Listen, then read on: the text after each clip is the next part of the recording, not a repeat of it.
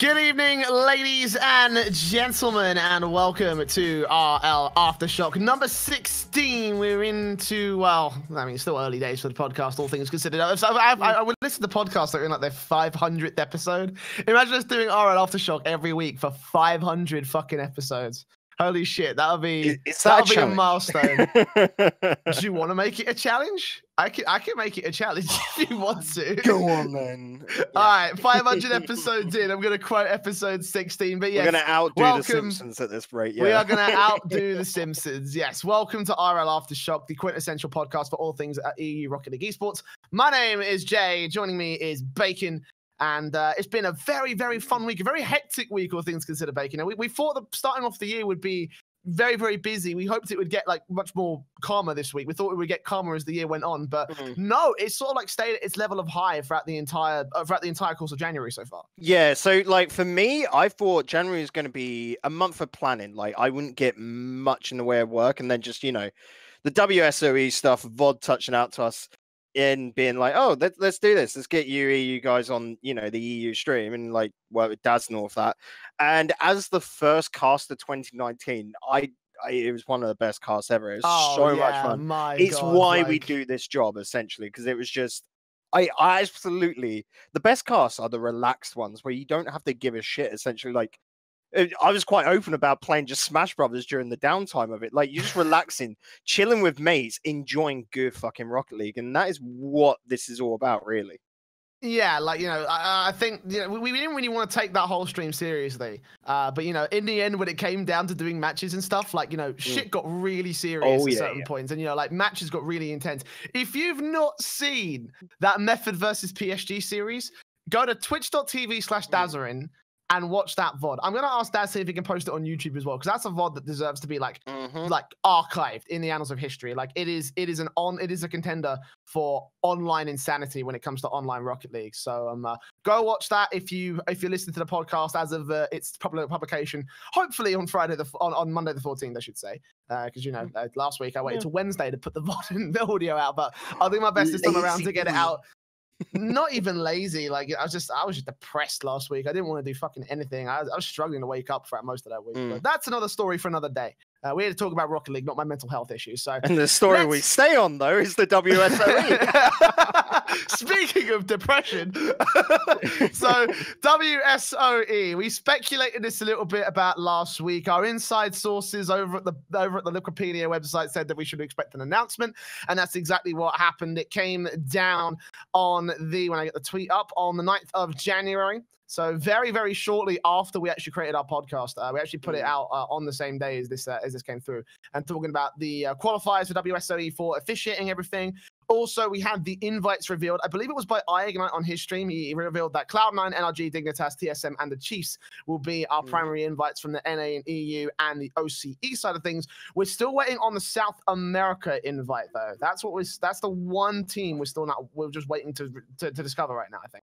I'm going to say, though, South America getting an invite is nuts. I don't know how they're going to do that because, it's the end of the month, 26th and 27th.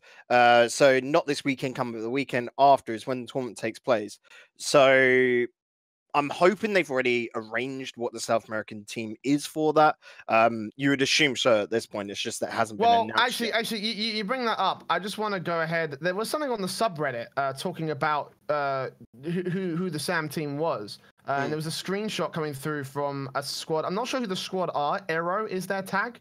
And they were talking to these players, and they were like, "Yo, you guys going to WSOE?" And it's like, "Yes, but we're waiting on visas." So there might be some visa problems with that. I'm hoping that's not the case, but America has been really shitty with esports visas. This is something that affects everyone, not just Rocket League. Like Counter-Strike, we've had tons of problems in the past. Dota had problems in the past. Fucking League of Legends had problems in the past, if I recall correctly. This is something that has affected so many it's pretty much why competitors. Like with a lot of esports stuff, when it comes down to competitors, with invited stuff like this, you see a lot of orgs be a little bit shady and bluff it a bit and say, oh, they made their money from the qualifiers and the event was just a tourist sort of like thing where they don't, especially with workers and that, it works that way where they get paid for the planning but not the event itself, because visas are so fucking hard to work around and like get. It's ridiculous. Yeah, they really are, and I'm hoping for the day when we have it officially, like, you know, set out in a court, especially in America, because like I don't see this problem happening anywhere else in the world. Like, you can get a visa very easily to get into Europe for like whatever fucking reason. You can get a visa relatively easy to get into the UK for whatever reason, including esports. I remember only like a case of maybe 4 players not getting their visa, not getting their chance to come to the UK to play the Face It major, but that's like the only case I remember being a problem in the UK. But, you know, being Europe is fine. Africa hasn't had any major tournaments, but I don't remember any problems specifically. CIS has always been fine. Asia's been fine. China actually just welcomes esports. You know, it's big money. It's athletes, big business, it's massive business over there, and esports athletes there they're in Korea in particular. Like, they treat you fucking well in Korea. So those problems don't ever come up in those sort of countries. And America, like, needs to step up their game. You know, they really do. It is just basically being able to create short-term business, like visas would, because at the moment they're sort of like business work visas as such are the same no matter what length of time you spend working there. For this, if they could just make some sort of like special case, especially with just sports-related events, of course, where it lasts 2 weeks. It'd be so much easier to process through, and that's one of those things which will happen in the next 5 or so years, I reckon, where events like this will be needing it, not on, you know, just the Rocket League scale, but in everything esports related. Well, I mean, you know, like we already got involvement from like American television companies who like have really good connections with politics and politicians. You know, like I know that for what are you laughing at? I'm just giggling at it. It's like, oh, we got the American politicians, like, you know, have got connections to these companies, and it's just like, yeah, so you're getting to the point that's not corrupt their way in. That's not corrupt. No. In this case, I welcome it. No, I'm not talking about, like, you know, like financial ties and shit like that. But like, I know that for someone like Richard Lewis was telling this story on one of his previous live streams. I can't remember which one specifically, but he was talking about how his process to get a visa, and now he got like blanked off by the American embassy in the UK. So he had to contact Turner, and Turner had to speak to their sort of like, you know, their like, you know, member of Congress in Atlanta, and like say, hey, can you help us fast track this visa so we can get him on for our TV show? It's going to be a massive thing for Atlanta, and that's how it kind of worked. You know, like they spoke to their member of Congress. Richard got his visa, his O1 visa, which is a difficult visa to get a hold of. So it's possible, you know, it's possible if people want to put the work in. It's just the problem that no one is putting the work in. You know, like there is. Again, it's like, you know, as you say, in 5 years, something will happen, and we will get like standardized visas for all esports athletes, I think, you know? Yeah, it's just one of those things. It's still an emerging industry, and people have definitely got to be looking at it, because esports as a whole is growing at a ridiculous rate, like 40% year on year. So companies are taking note. Like, you know, I've done B2B events where it's just like trying to get investors in, because, you know, going, 40% year on year growth, that is going to turn into money. It's the whole reason why big companies, big orgs like Cloud9 that have stuck around for so long, is because they can see down the line this is them going to be making bundles of money, and yeah, it's good shit. And hopefully we get a little bit of that in Rocket League as well. But that's another story for another day. Just a little bit. Just a little bit, but yeah. WSOE qualifiers did go down this weekend, and me and Bacon were covering it on our alternative stream with Dazarin, as we were just talking about just a little bit ago. We'll talk about more about those results in a little bit at the top of the show. But for now, we have some roster news, because obviously last week was our rumor speculation, talking about all the roster moves that went down over the course of the holiday period. But more roster moves are coming through, and these are the big guns. These are like the really, really big rosters, the big teams that are moving around. Your Fnatic, your Complexities, your Mouse Sports, your Vitalities. Even we're going to dip into a little bit of international roster news, because this is quite significant for EU as well. But we'll start with Fnatic, because new information, you know, sign-up information off the WSOE signups actually ties into the idea that Fnatic might be dropping their roster. This is a screenshot that made it to the front page of the esports subreddit. Now, Statsky, Maestro, and Mummy Star were signed up as the Vikings. That's not a good sign. Obviously, we speculated the idea that Fnatic might drop their roster. We did so in the past. That came up in the rumor mill as well. And it seems like we're probably very, very likely to see this team break away from the organization. Well, the rumor mill now is that Fnatic are looking to hopefully buy out the Red Reserve lot, to be honest, which really? I think is weird. But Red Reserve had done a lot of work with Fnatic before, haven't they? Weren't Red Reserve initially something like the Fnatic like academy team in the very early days. So it's looking like, well, that's the rumor as such. It could just be a baseless rumor, but it's just what I heard. If this turns out to be an inside source thing on Liquipedia, guys, that just don't. It's bacon bullshit. Okay? Yes, there is a bit of a worrying trend in that. As soon as we bring up something on this show, it somehow makes it to the Liquipedia rumors page. So if you do see that, I recommend we change inside source to bacon's bullshit. So let's Lucas, I know you're in chat. If you can set that up for me, that'd be fantastic. Actually, put that on there as bacon bullshit, please. I would love to see that. Mainly because then I can boast about it, you know, work my ego. Or that you have your own little reference bit on the site, yeah, mate. It's not good enough to have your own player caster page, of course it's not.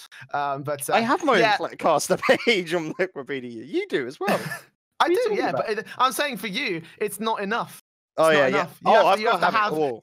You got to have it all. You got to be the Liquipedia dominator. Next season, I'm going to have my own team. It'll be the Bacon Boys. It will actually be Digital Bacon Gaming. That is a good esports team name. I'm going to have it.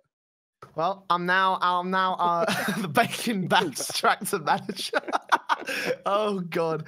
But you know what? Like, do you know what? Since you're going to announce that, I'm going to announce that now. I'm starting out my own team. Tryouts are available for the B Stream bitches to come and compete in the next season of the RLAfterShock qualifiers. So hit me up at DMs, boys. Maybe Fnatic might sign up for that. You never know. Maybe these guys might go ahead. What do you provide your team with? Like, because do you give them a good salary or just benefits? Like, what are you providing your team with, Jay? We'll be friends with benefits. Let's put it that way. The B Stream bitches with benefits. That is it. Yes, the B Stream bitches with benefits. Triple B is what will be called out on the on stream. But yeah, this has all come off the back of Fnatic's relatively disappointing performance in the last season of the RLCS. That's also come off the back of an okay performance in the GFIN Elite Series. They didn't quite go all the way and win the whole thing. But Fnatic, as we speculated, as you said in the past, when they actually picked up this roster in the first place, we were like, look, this is an organization that's so used to victory. They've had legendary rosters across multiple organizations, across multiple esports. They have kind of dropped off a little bit in terms of those rosters qualities, but especially with the rise of their League of Legends team, like Fnatic do expect better from this squad. And especially because them and Complexity were the two relegated. Complexity are looking like they also might collapse in a minute as well. Yeah, and Complexity are in like a little bit of an easier situation, I'm just going to say, because Fnatic locked on into Gfinity. So either they just pick up a duff team, you know, for Gfinity, which would mean they're probably losing Gfinity, which ain't good. But for Complexity, they could just literally drop. Bacon, your camera is going, yeah. I should be back now. Yeah, sorry, I'll have to change USB ports or something at some point. Because this one clearly is another duff one. That means 2 on my PC, which is not nice. But yeah, Complexity can drop their roster, and it's not hurting them in any other endeavors. Fnatic are massive in FIFA. Like, they're paired with Roma, I think it is, as a team, and their Street Fighter team was quite decent. And being in Gfinity, them getting a NAF team together would hurt them, you know. So picking up an RLCS team, I don't know why the speculation wasn't on something like Savage, really, because they're the last RLCS team to not be picked up, but there's not been any rumors about it there, so that's a strange one.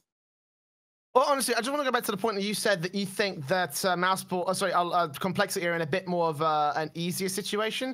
Honestly, I'd say they're in a much harder situation, because I don't know if you saw this video that Tractor's pulled up the video right there, but he said when they say goodbye to a lot, the manager guy for Complexity also said something like, we're not really certain of what the future of our players are.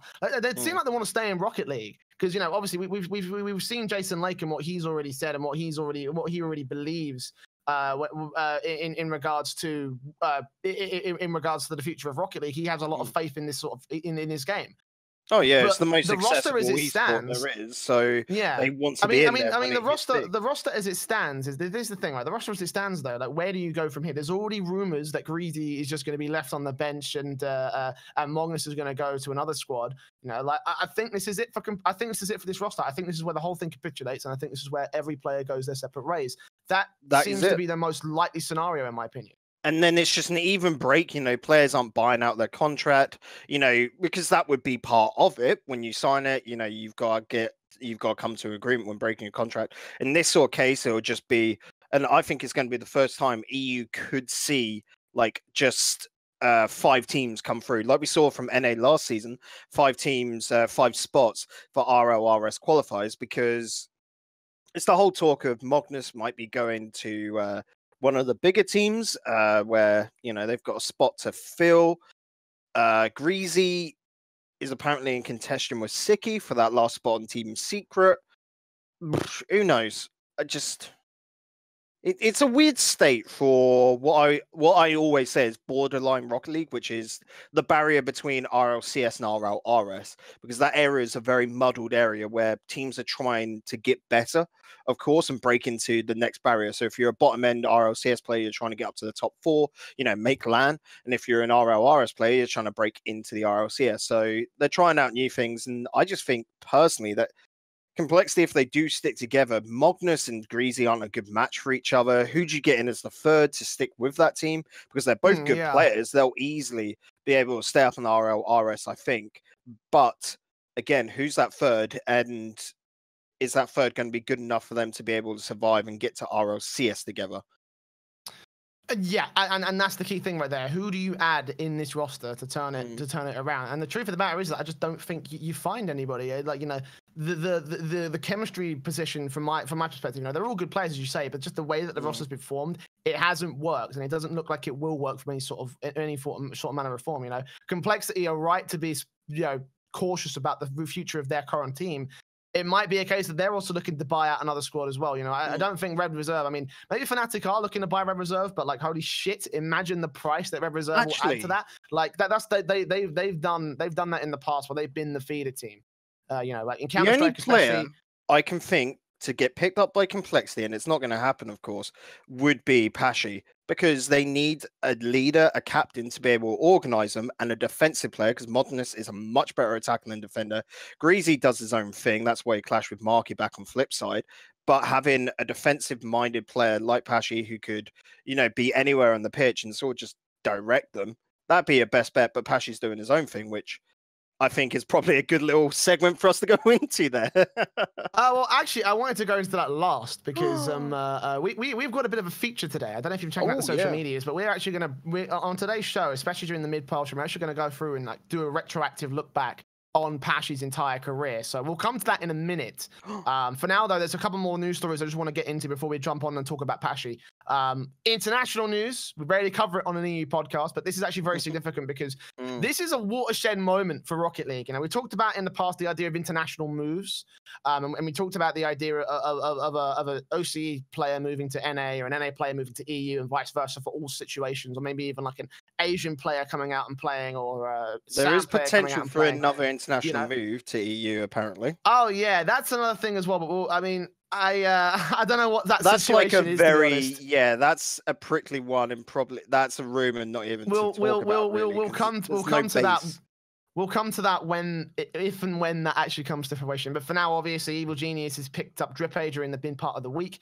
And again, we're talking about this because it is a watershed moment. Now, the floodgates are open. Imagine the possibilities of an NA player moving to compete in EU teams, or an EU player moving to go compete in NA teams. Like, this shifts the landscape more than anything else, I think. Like, I don't see another like, you know, competitive shift in terms of how we organize and structure our teams. Like before, it was always the case that when we're looking at roster moves, we're only looking at EU players. We're only ever looking at who's around sort of like the mainland Europe, or maybe in the UK region. Maybe if you stretch out far east and Russia and Ukraine sort of areas, that in a very, very rare set of circumstances, you'd look around there, but you'd never ever look to a different continent. And this completely changes that entirely. Like now, it does, yeah. Anything goes in roster moves. And this would have probably set Psyonix up to maybe rewrite the rules, because as it currently stands, the rules actually about international sort of aspect comes down to the play-ins for RLRS, because they were pretty much just copied over to the old from the old RLCS play-ins, which stated you had to be from a certain list of countries, you know, within Europe to play in the European one. In North America, is America, Canada, Mexico, whatever have you. And there was no specific like countries talked about within the RLCS document and all of that. So for here, this would of course them in the background, of course, to rewrite that, solidify it. But the imagined result is that 2 out of your 3 players have to be from that region, which means having, you know, an OCE player over in America is actually a pretty nuts opportunity, because let's just say for whatever reason, it's not going to happen anyway because Squishy Muffins sticking with Cloud9, but let's say that 3rd role on Dignitas went to Squishy Muffins, like that would be a stellar, like, you know, move to make, and it would be really hyping that. It's not going to happen anyway because that Cloud9 squad is set, but that potential is awesome to see. Well, I mean, you're talking about Dignitas right there. Like, you know, obviously, yeah, we didn't want to talk about this, but Turbo Pulsar has intimated that there will be another shift between NA and EU. The implication there being that he might end up going out and moving to NA, which is, again, something that's very unprecedented, because that would be a hell of a talent to lose for the EU scene. That's what he's been tweeting as of late. No, because that would break up Dignitas, and that spot would be lost in RLCS. What he's trying to say is that's an NA player going over to Dignitas. Is it? Yep. Hold on, let me I'll tell you the player afterwards. Which? Oh yeah, NA to EU. Sorry, my mistake. Yeah. I thought it was EU to NA. I'm being a complete doofus. Well, hey, maybe it is Squishy Muffins. You never know. I mean, Dignitas got money to play with. No, probably a little bit more than maybe a little bit more than Cloud9, debatably. Depends on how you look at the specifics of their investment, guys. But either way, again, I'm actually going to be really excited to see how things go. 69ers, don't they?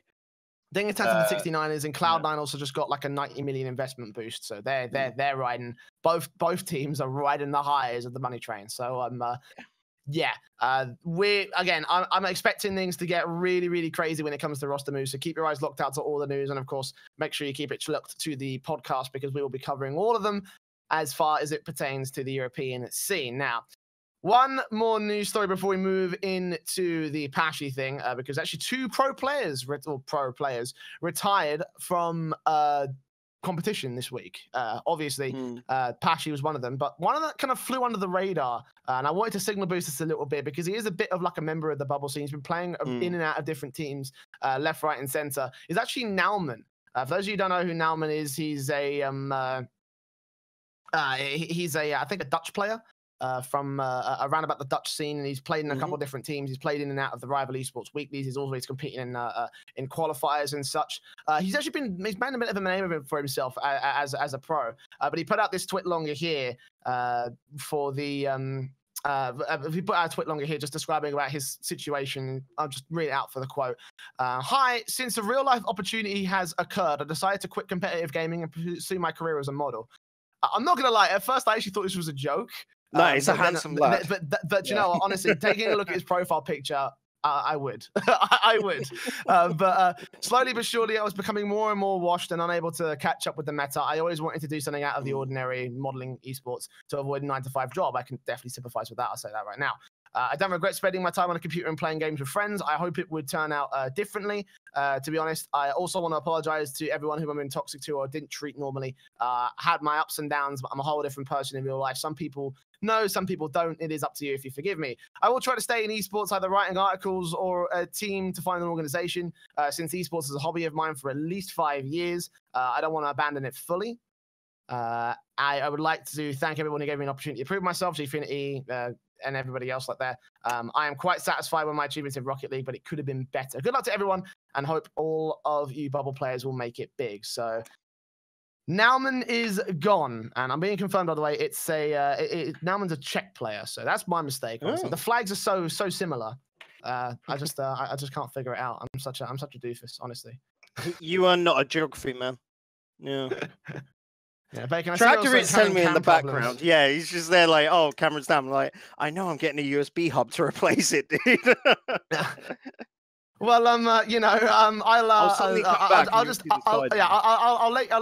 you sort that out. But obviously, you know, Nauman has had a what? There you go. There we go. Done it. Awesome. Let's hope it doesn't go down again. But yeah, Nauman is out. Honestly, you know what? He's not had the most stellar of careers, but again, he's been a bit of an important member of the Czech scene and of the European scene. Obviously, you know, competing in and out. He's always been one of those players that stood out to us when we talk about bubble scene players. So having him lose is a bit of a loss to the bubble scene, in my opinion. Yeah, for me, his problem is just that he never got onto a or never was part of a consistent lineup where he would be continuously in pickup squads. That kills progression in my eyes. His latest team was in Team Sampi, and that was looking quite good to be able to progress. But of course, they didn't get the results within the Renegade Cup that they wanted. Pick up as a draft for Gfinity just shows that, you know, he's a decent player to get within the top range to be eligible for that. But it's just one of those cases of I would have loved another 6 months, him staying on that Team Sampi and just seeing where that roster goes, you know? Yeah, absolutely. And unfortunately, Sampi will not be able to continue with him. Are they playing in the Ember Series right now? I'm pretty sure Jam can confirm this for me. But that also means that they're going to have to bring in a sub if they have a sub at all for the Sampi side. Or did they get eliminated in the... They got eliminated. Sorry, my mistake. Yeah, I'm just trying to scroll through and see the results from the document. But yeah, no, I guess it is good timing for him, obviously. I think he would have stuck it out if he had made the Renegade Cup finals or if he would have made it further. I don't think this announcement would have come through as soon as it did. But you know, again, credit to the man. He's found himself a good job. He's found himself an interesting job. You know, I mean, very few of us can stand up and say we're models. You know, I'm a bit of a fat shit myself. So credit to him. And you know, I think I speak for the entire EU scene when I say I wish you luck, the best of luck in the future, my friend. Yeah. Right then, wow. From one retirement to another, let's talk about Pashy, because this tweet came through. He announced it on January 1st or December 31st, around about New Year's time, when he you know, said he was no longer in part of the Vitality side. And this announcement came through just a few days ago. I have some private plans I want to try to accomplish, so it seems like I'm going to have to quit Rocket League.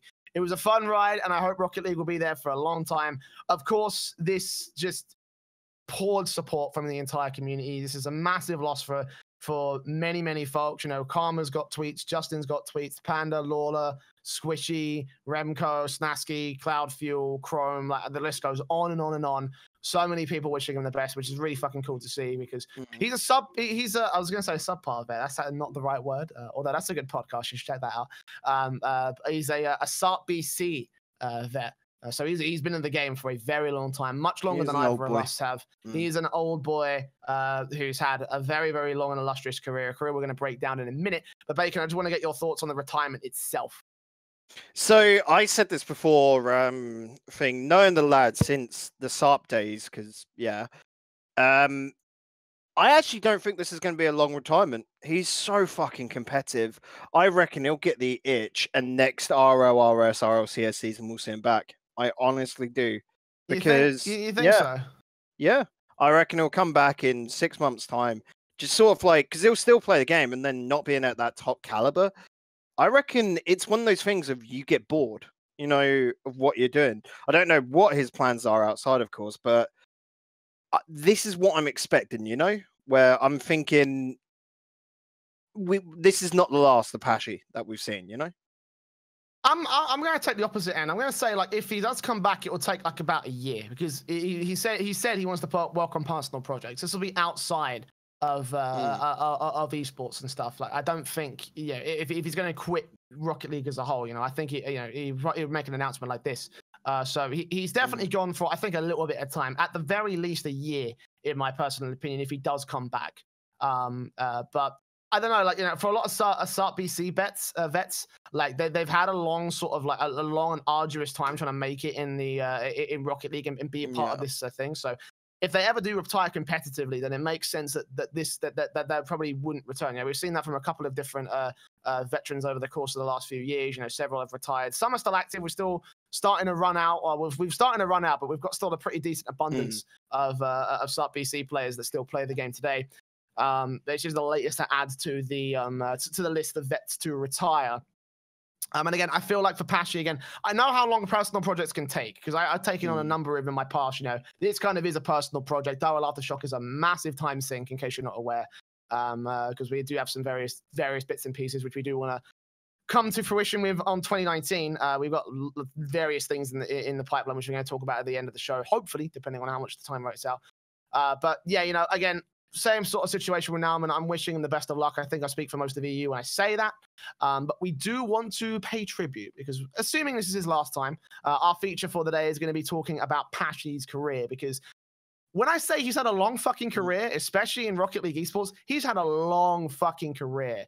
Like the longest career in any player, like on par with Cooks or Fireburner over in NA. But for me, he is pretty much the staple go-to Rocket League player because, like, with Cook staying on the flip side of the whole thing, Pashy is continuously evolved throughout the stages, which, of course, he's he's a player that's managed to stay at a very, very high level from 2015 all the way up to his latest stint in at the end of 2018. Like, that's the kind of player he is. He's lasted through generations of Rocket League players, not always making titles, not always, you know, being the best player in the world, although he's come close on a couple of different occasions, you know. But he's a player that has kept up his level of form in a very long time, for a very long time. So shall we start from the top? We'll kick things off with his first team on record, which is Famous or Swarm Gaming. This was Pashy, DeBoer, and either Siki, Stocky, or Gambit, depending on depending on the tournaments themselves. Obviously, they swapped out players as time had gone on. But this is a massive throwback. Do you remember DeBoer? I fucking well do. Remember him from Saab. He was nuts in there, like one of the best. And like came over to Rocket League, and it was like, where's he gone? Like he just didn't play it because, of course, it was a big jump between the two in time, and he'd gone off and got, you know, a proper job and all that sort of shit.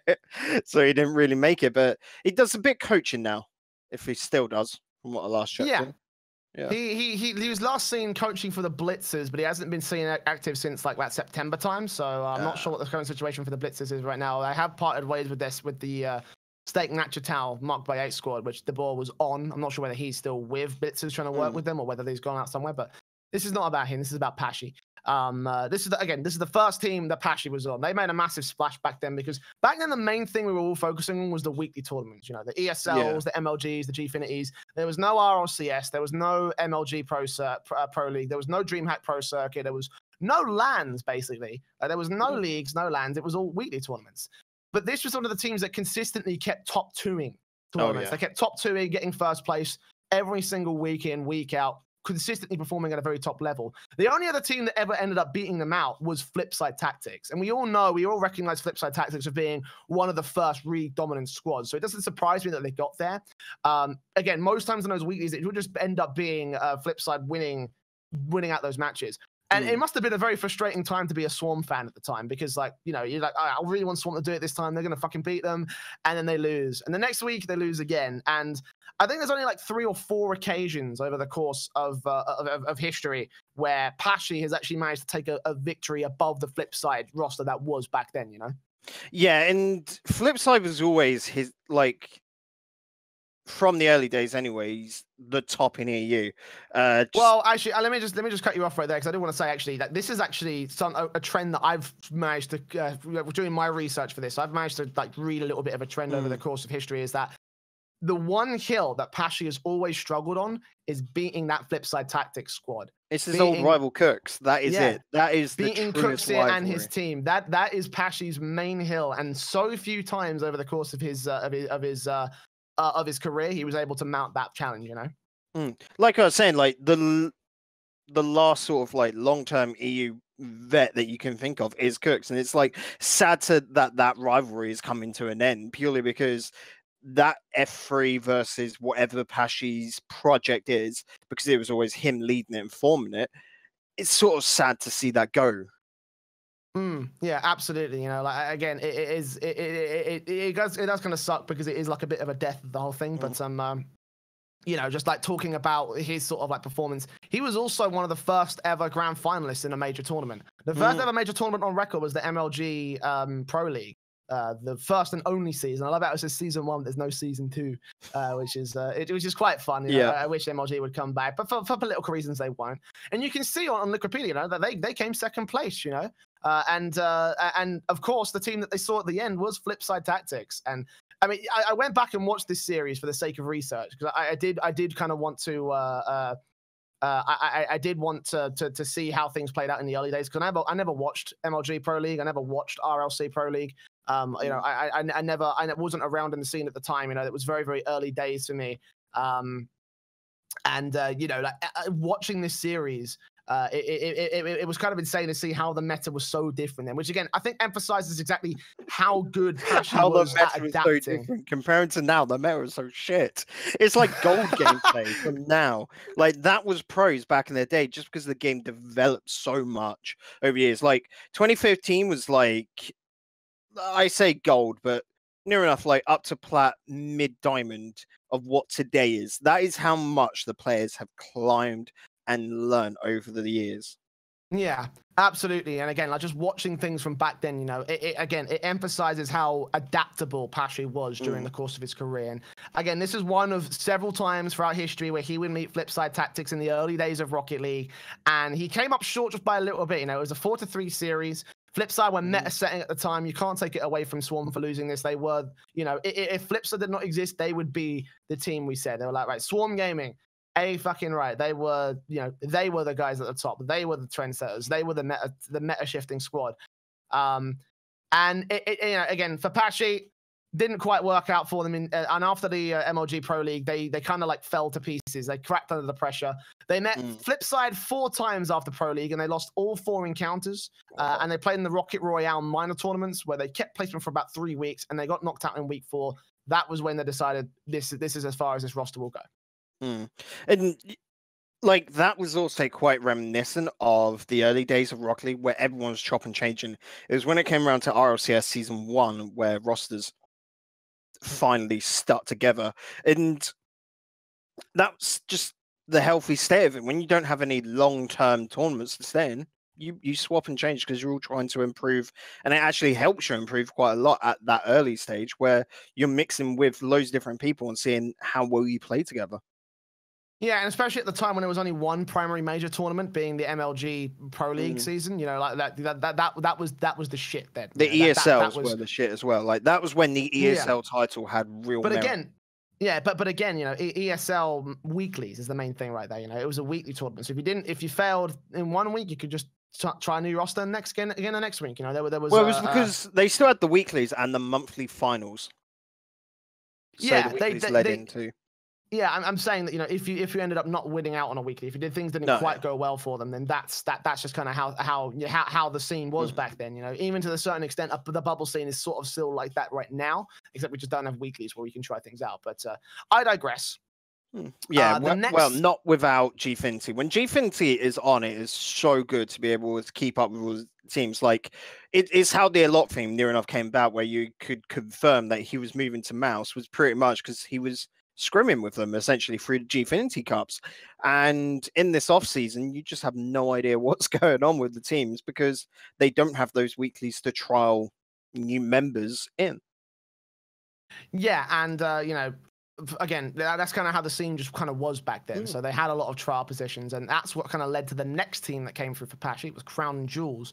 This one was Pashy, Siki, and Yeezy, with Killer number 7 subbing in when and where he could. Siki, the only player that stayed in from the Swarms gaming side. So this is the second major team that Pashy was on, which was basically founded to compete in the RLC Pro League. They played in a couple of weeklies prior to that and still couldn't quite match up against Flipside.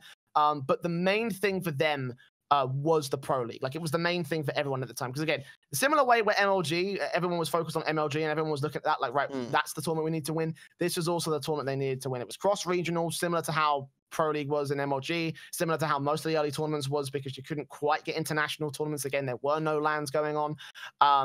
Again, this was pretty massive because, like, you know, Rocket League Central at the time were similar. Well, like, you know, they were the community organization. They were the guys who were at the forefront of driving Rocket League esports as far forward as possible. Yeah, this was like back when Rocket League Central were the big dogs in Rocket League, purely because there was need for it in Silex, helping supply and all of that. And Crown and Jewels at this time were just the nuts winners of everything. That was finally like the roster which Pashy could get past Flipside with. I mean, it was doomed and to come to an end at some point just because there was a little bit of infighting. But this was the early days of there wasn't just Flipside in EU that could dominate stuff. There was this other force there. Yeah. I mean, Flipside was still the best team by far and away, but you can sort of see how things went in that bracket right there in that grand finals. I mean, during the course of league play, these two had to meet twice, and this was the time where this was the opportunity for Crown and Jewels and for Pashy to finally take a victory over Flipside. The first time they faced off against each other, it was a 1-4 for Flipside. It was best of 5 group stage during the initial, well, not best of 5, like first. Sort of best of 5. I don't even fucking know. I wasn't even keeping track. Yeah, they took a 4-1 series, and in the playoffs again, they were seeded first and second. Crown and Jewels only managed to beat out Flipside on points alone, so it meant that these two teams only could meet in the final, and that's exactly what happened, being the best two teams in EU at that point. This is one of the only times where we've seen a best of 9 match play out, and my god, it was an epic time. The VOD is still on YouTube if you want to watch it. And like, you couldn't script it better. You could not script a better ending to that tournament. Again, no. I watched this VOD. I watched how things turned around. It was 3 games in a row for Crown and Jewels, if I recall correctly. So they had, they had a challenge on their hands with Flipside being like on match point by game 7. And they had to turn it around. They had to get 3 games in a row, and they did, up until the very end where things slowed down and Flipside were right there in the lead at like 2-1 on the board with 10 seconds left. And then a pass play comes in from Siki to Pashy, and Pashy scores the 2-2 with 2 seconds on the clock. That was the This Is Rocket League before This Is Rocket League was a thing. Right, that was one of the best goals in Rocket League history, and then it would go on in overtime to be a massive goal scored by Siki and Pasha as a combined effort. It was a fucking sick ending to that tournament, and it was like one of the greatest Rocket League moments of its time, and of all time for that matter. Yeah, it was, and like the last major best of 9 I can remember, because a best of 9 series you would not see anymore. Best of 7 is like long enough. But best of 9 back then, I'm so glad that they're not anymore, because just endurance as a player and a caster, it's hard to do that.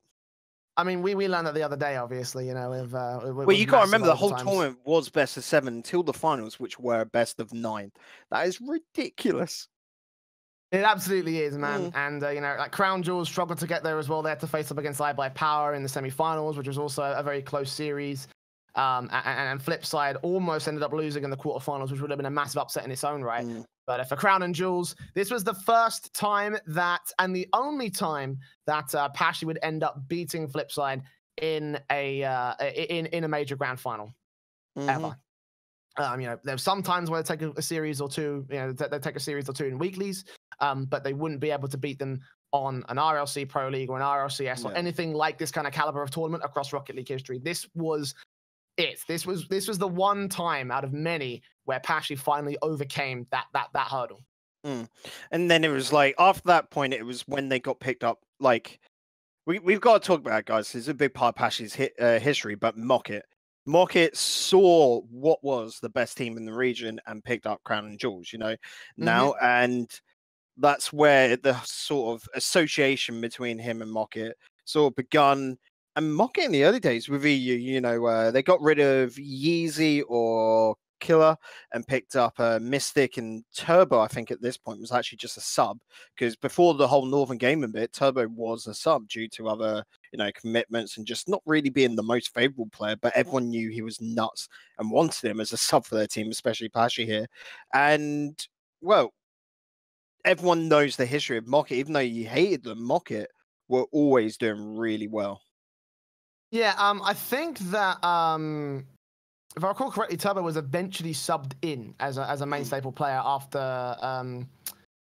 after Mystic was replaced as a starter. So like they had that. So the Turbo was always there as a sub, and then he got picked back up later on down the line.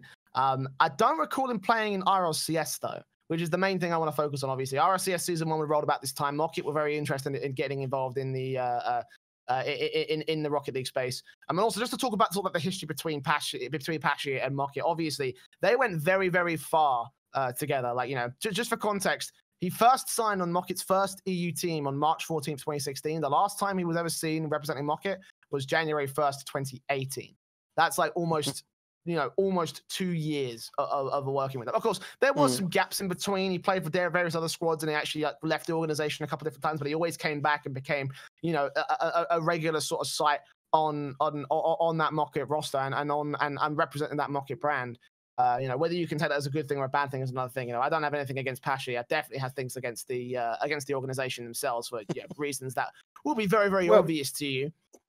Just on that note, sort of like when it came around to season 2, I can remember, just cutting a little bit ahead. We'll come back. But after the season 2 LAN, it was like because Pashy had burned a couple of bridges. Like after season 1, his determination to win, like that competitiveness, is what saw him drop Siki and Turbo from his roster. He had to start up a new project, which was Devo and Violent Panda, and that was a nuts roster getting them through to the finals. But he had sort of burnt a lot of bridges along the way and all of that, and quite a few people in the community hated him. But I can remember him making up with a lot of people after the season 2 LAN at the after party and that. And it was like, it turned into a case of no one hated Pasha anymore. It was just purely this hatred for Mocket, which sort of like changed the whole sway, even though he stayed with Mocket because, you get paid. Well, we can probably verify as casters that sometimes you have to make deals with the devil. Like I had to make a deal with the devil recently just to keep my bills paid. I'm not even gonna fucking deny it. So you have to do that. Jake did Neon Dream. How dare he? Yes, Neon Dream. It was the fucking problem all the time. But no, seriously, Mocket at the very least gave him a home for several years, so that's good on him. Again, I can't fault the man. And he competed with them in RLCS season 1. They had a good run through the qualifiers. They're competing in both of them and ended up top 3 in both of them. It was the LAN finals where things didn't go so well, which is one of a few different times where he would go out in last place in the in the bracket. Mocket faced off against Exodus, who 3-0'd them, and they tried to come back against Genesis, but Genesis ended up reverse sweeping them to get out of the losers round 1. So Mocket had all the cards to play for, and they still choked it, which kind of like instantly like created this roster and then destroyed it in the first era just off the base of the RLCS alone. Yeah, and that was quite unfortunate because, again, we were expecting massive things from Mocket. And coming up against Exodus, which, if you guys don't know, that was Turtle, Moses, and Garrett G. So now you're looking at going, oh, Garrett G. This was back when Turtle was very good, and Moses was very good at that time as well. The whole ecosystem changes, But that was quite a powerful roster at the time. Trying to think, coming in from America, how that sort of stacked up in my head. They were like, I want to say the second best team from America. Kings of Urban, the eventual NRG roster with Fireburner, Sad Jr., and Jacob was the strongest in the region. But of course, Exodus were very close second. I think that Genesis were in this one as well, and that had Quinn Lobdell in it, which was just like really weird when you think back from now. Yeah, I mean, we all know how the Quinn Lobdell thing ended up going forward. I mean, miss you, buddy, to a certain extent. I'm kidding. Yeah, I can't say that everybody else miss you, but I miss him, to be honest. But that's another story for another day. Again, Quinn was actually on Genesis who eliminated Mocket at that time. So they went 3-2. They reverse sweep when they were down at match point. And that was basically the end of that roster. After this, Pashy went away, did a couple of different side projects. Again, I talked about how he wasn't always consistently with Mocket throughout the entire thing. He went to do went to play with Northern Gaming and Rocket Royale mostly. There was also a side project where it was Pocket Aces, I think. He found a Pocket Aces at that time, which was together for 3 days before they got picked up by Mocket again. So this was the second Mocket era, essentially. This is Pashy, Devo, and Violent Panda. You talked about this roster a little bit, and I want you to go into more details because I think you said that they were fucking great. Yeah, they were. So at this time, like the biggest thing, this was the birth of Violent Panda, essentially, on this roster. As a point, Violent Panda, I think it was, had screamed out, like before this team, the season before, no one feared this lad. Same with Devo, actually. Devo is actually an even bigger one before he became the greatness that he is. And I will talk about Devo actually more because that's an even better point. Devo had scrimmed and was grinding for like 4 months beforehand to get to a really scary level. And under Pashy, both of them came together. So you had Devo, who is mechanically so gifted, and Violent Panda is a little bit slower, but more thoughtful in his gameplay. And it turned into this team where players were overthinking against them. So you'd have in sort of like scenarios, say Devo's on the ball coming in for the attack against you, players got scared. But if Violent Panda was on the ball, players got a little bit too comfortable and sort of like thought, oh, he's going to be a bit slow to this. And then just with that knowledge, would pass it off and completely get around players. And it was just like a team that people didn't know how to handle. And it's what saw them go through to the finals in, I think it was uppers as well for season 2. Yeah, and actually, it's quite curious as well, by the way, just taking a look at the notes that I had drawn up for this, how many times Pashy's played with players who would end up becoming world #1s. You know, Violent Panda is one. Devo was on the second Rocket era. Set was in there. He also played with Scrub Killer prior to him getting picked up for Vitality. And obviously there was the Fairy Peak and Freaky thing also on the third Rocket era and the Vitality roster.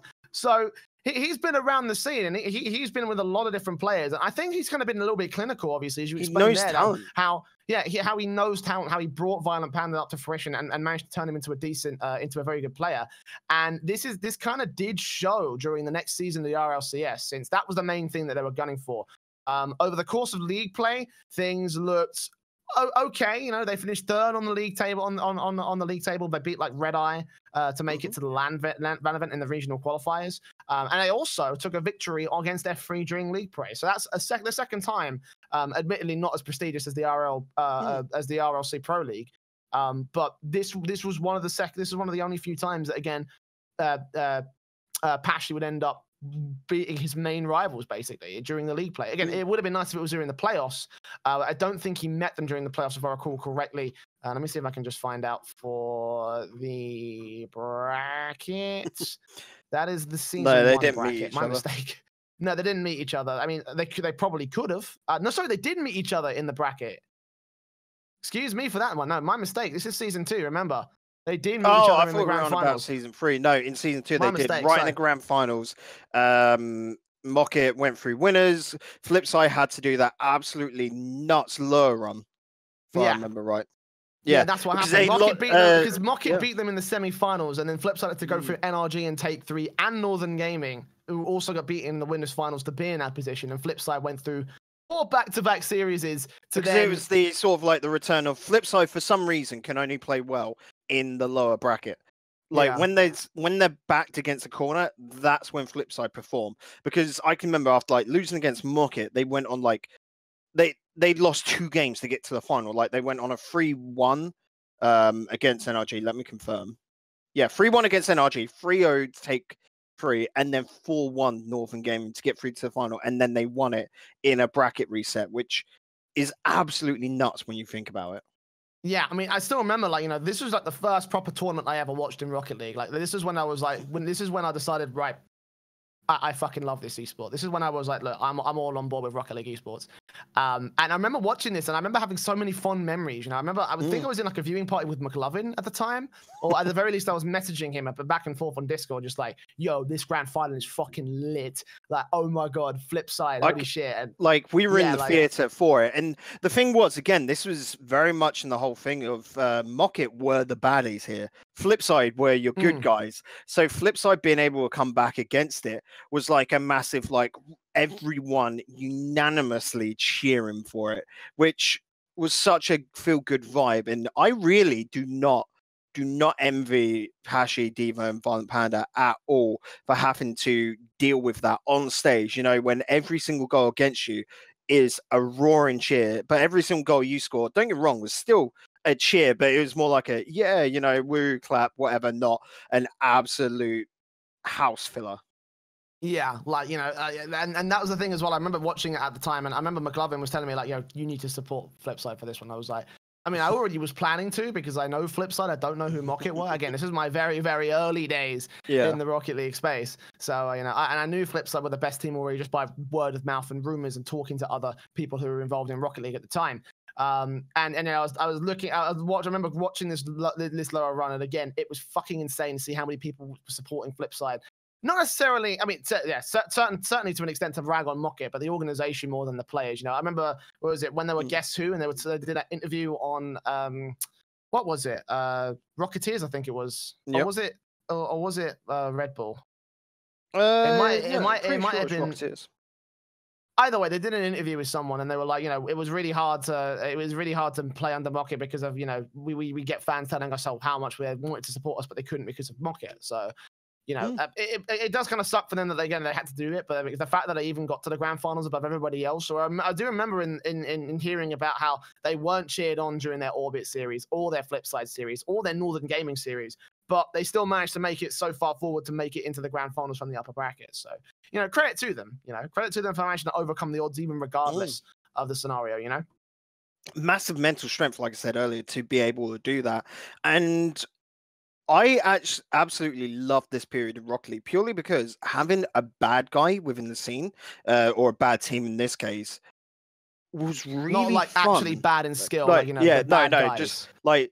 Yeah, it's that whole sort of like storytelling. It's like moment, you ever watch wrestling? You know, you got the heels on the faces, and the heels are the bad guys. That's basically what they are. They are the heels. That is it.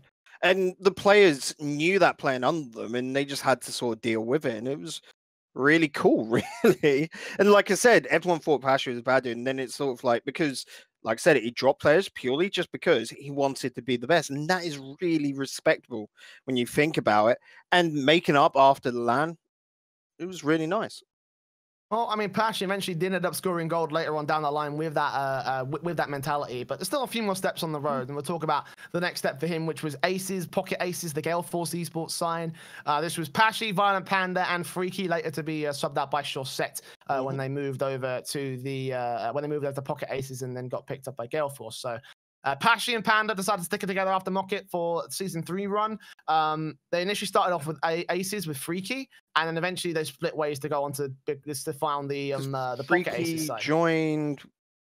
No, Freaky didn't join Penta. He was moving from Penta, but couldn't because he is locked into a contract. That was the reason why. Yeah, I think his contract expired by this point, so he went to join them as an unsponsored team, if I recall correctly. I didn't specifically look into this. It's roughly around about this time is when he was having problems trying to get out of that Penta side. But yeah, eventually they would end up getting picked up by Gale Force to get into the season 3 LAN. Not into the LAN, into the league players as a whole, obviously. But you know, they came through the qualifiers, I believe, as Gale Force? Hold on, let me find out real quick. I'm trying to verify. No, they came in as Pocket Aces, and that's how they got picked up. Okay, so no, there's a few factoids here and there. You know, I'm not an expert, although I claim to be. It's hard to remember. Trust me. Like, no, seriously, do you know what? There's a surprising amount of Rocket League history. You know, like again, like, as I was saying to you before the show started, like the amount of crunch I had to go through to get all this information out and find every single link and reference and verify all the info. Like, it's fucking insane. But yeah, they were picked up by Gale Force for this season, and they ended up making it to the LAN, ironically enough, by beating out the old Mocket lineup in terms of the points table. You know, they actually managed to find themselves seeded away from that side of the bracket. Sorry, they scratched that. Excuse me, they didn't make it to LAN. I'm being a fucking idiot. Sorry, they were seeded against Mocket in the round of 6. Very PK'd off beat them 4-2. Mystic at that time. Yeah, so this was. And this was like a bad season. This was like, I don't want to say the start of the downfall for Pashy because, you know, he goes on still doing really well. But it was just like, no one expected Gale Force with that like roster to do this poorly. Like everyone thought they'd be a top 4. It was leftovers that near enough snuck in and took their spot.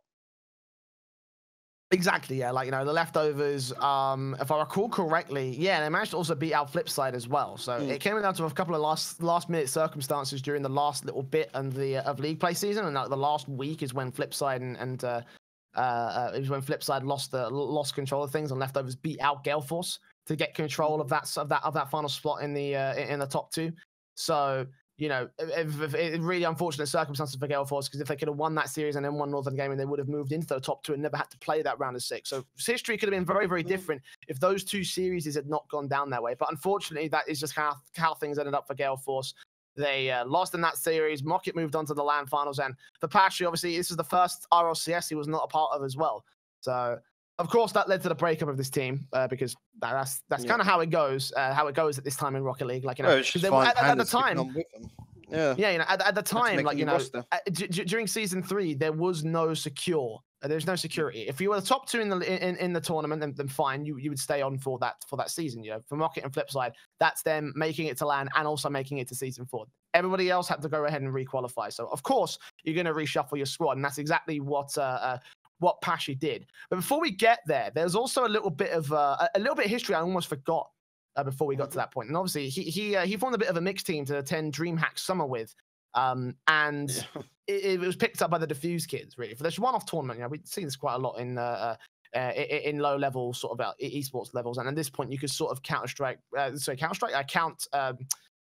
Rocket League as like a very low-tier sort of esport at the time. But Diffuse kids picked them up, this mixed team of Nils Cook, Pashy, and Scrub Killer, and somehow they managed to make top 4, which honestly is kind of surprising, all things considered. Again, like, you know, they were a mixed team of relative control, of relatively like no control and no sort of like knowledge of whether they'll be able to do. I think this was also Nils Cook's first sort of major LAN appearance, and they actually almost ended up going to the grand finals. Yeah, they did absolutely like nuts in this tournament. Like, this was a real cool one to watch, because not only was like the Diffuse kids, like the start of what you saw from Scrub Killer playing competitively at LAN, of course, because at this point it had been 14. But, you know, you had a lot of other little rosters knocking about. Like, it was the start of Bluey on a main stage under Infused. Penta, this is when they were starting on their rise. Flipside finally just turning up with Mystic, came and went in and won that, and that was cool. But also Rogue coming on over from NA because they got the qualification spot, turning up and getting into the top 4 as well. It was really cool, and this was a nuts tournament. The Fuse kids sort of coming in as a pickup team was just like 3 good players, yeah, but no one expected them to get this far compared to the other guys, like, say, at that time, been Method under, blimey, a lot, Metzer and Magnus, and everyone thinking, oh, like, you know, a pickup team ain't going to win this, and they did out fucking standing. Yeah, and the key thing as well is that, again, they were 2-0 up against Flipside in that semi-finals. They were 1 game away. It came down to a reverse sweep from Flipside. They went and eventually ended up going towards to win the tournament. Honestly, I feel like if they had just turned that around, then there was a good chance they probably might have been able to win it, because this was about the time that Gale Force was still trying to find their feet. They still won, 100%. You know, like there was season 4 was very far away. You know, like Turbo Pulsar was still considered to be one of the best players in the world, because because obviously he went on to win that LAN as a substitute for Northern Gaming. But Gale Force as a team themselves was still a relatively unproven aspect at the time. I think maybe they probably the theoretically best team, but this is the first time that Gale Force actually had the show up. Yeah, because it was the new one. Like, it was K-Dop and Turbo, you know, coming on, and Violent Panda bringing them in. And this was like, oh, we're making the dynasty, like the Dignitas dynasty that it was. You know, this was the start of the best Rocket League team ever at that tournament.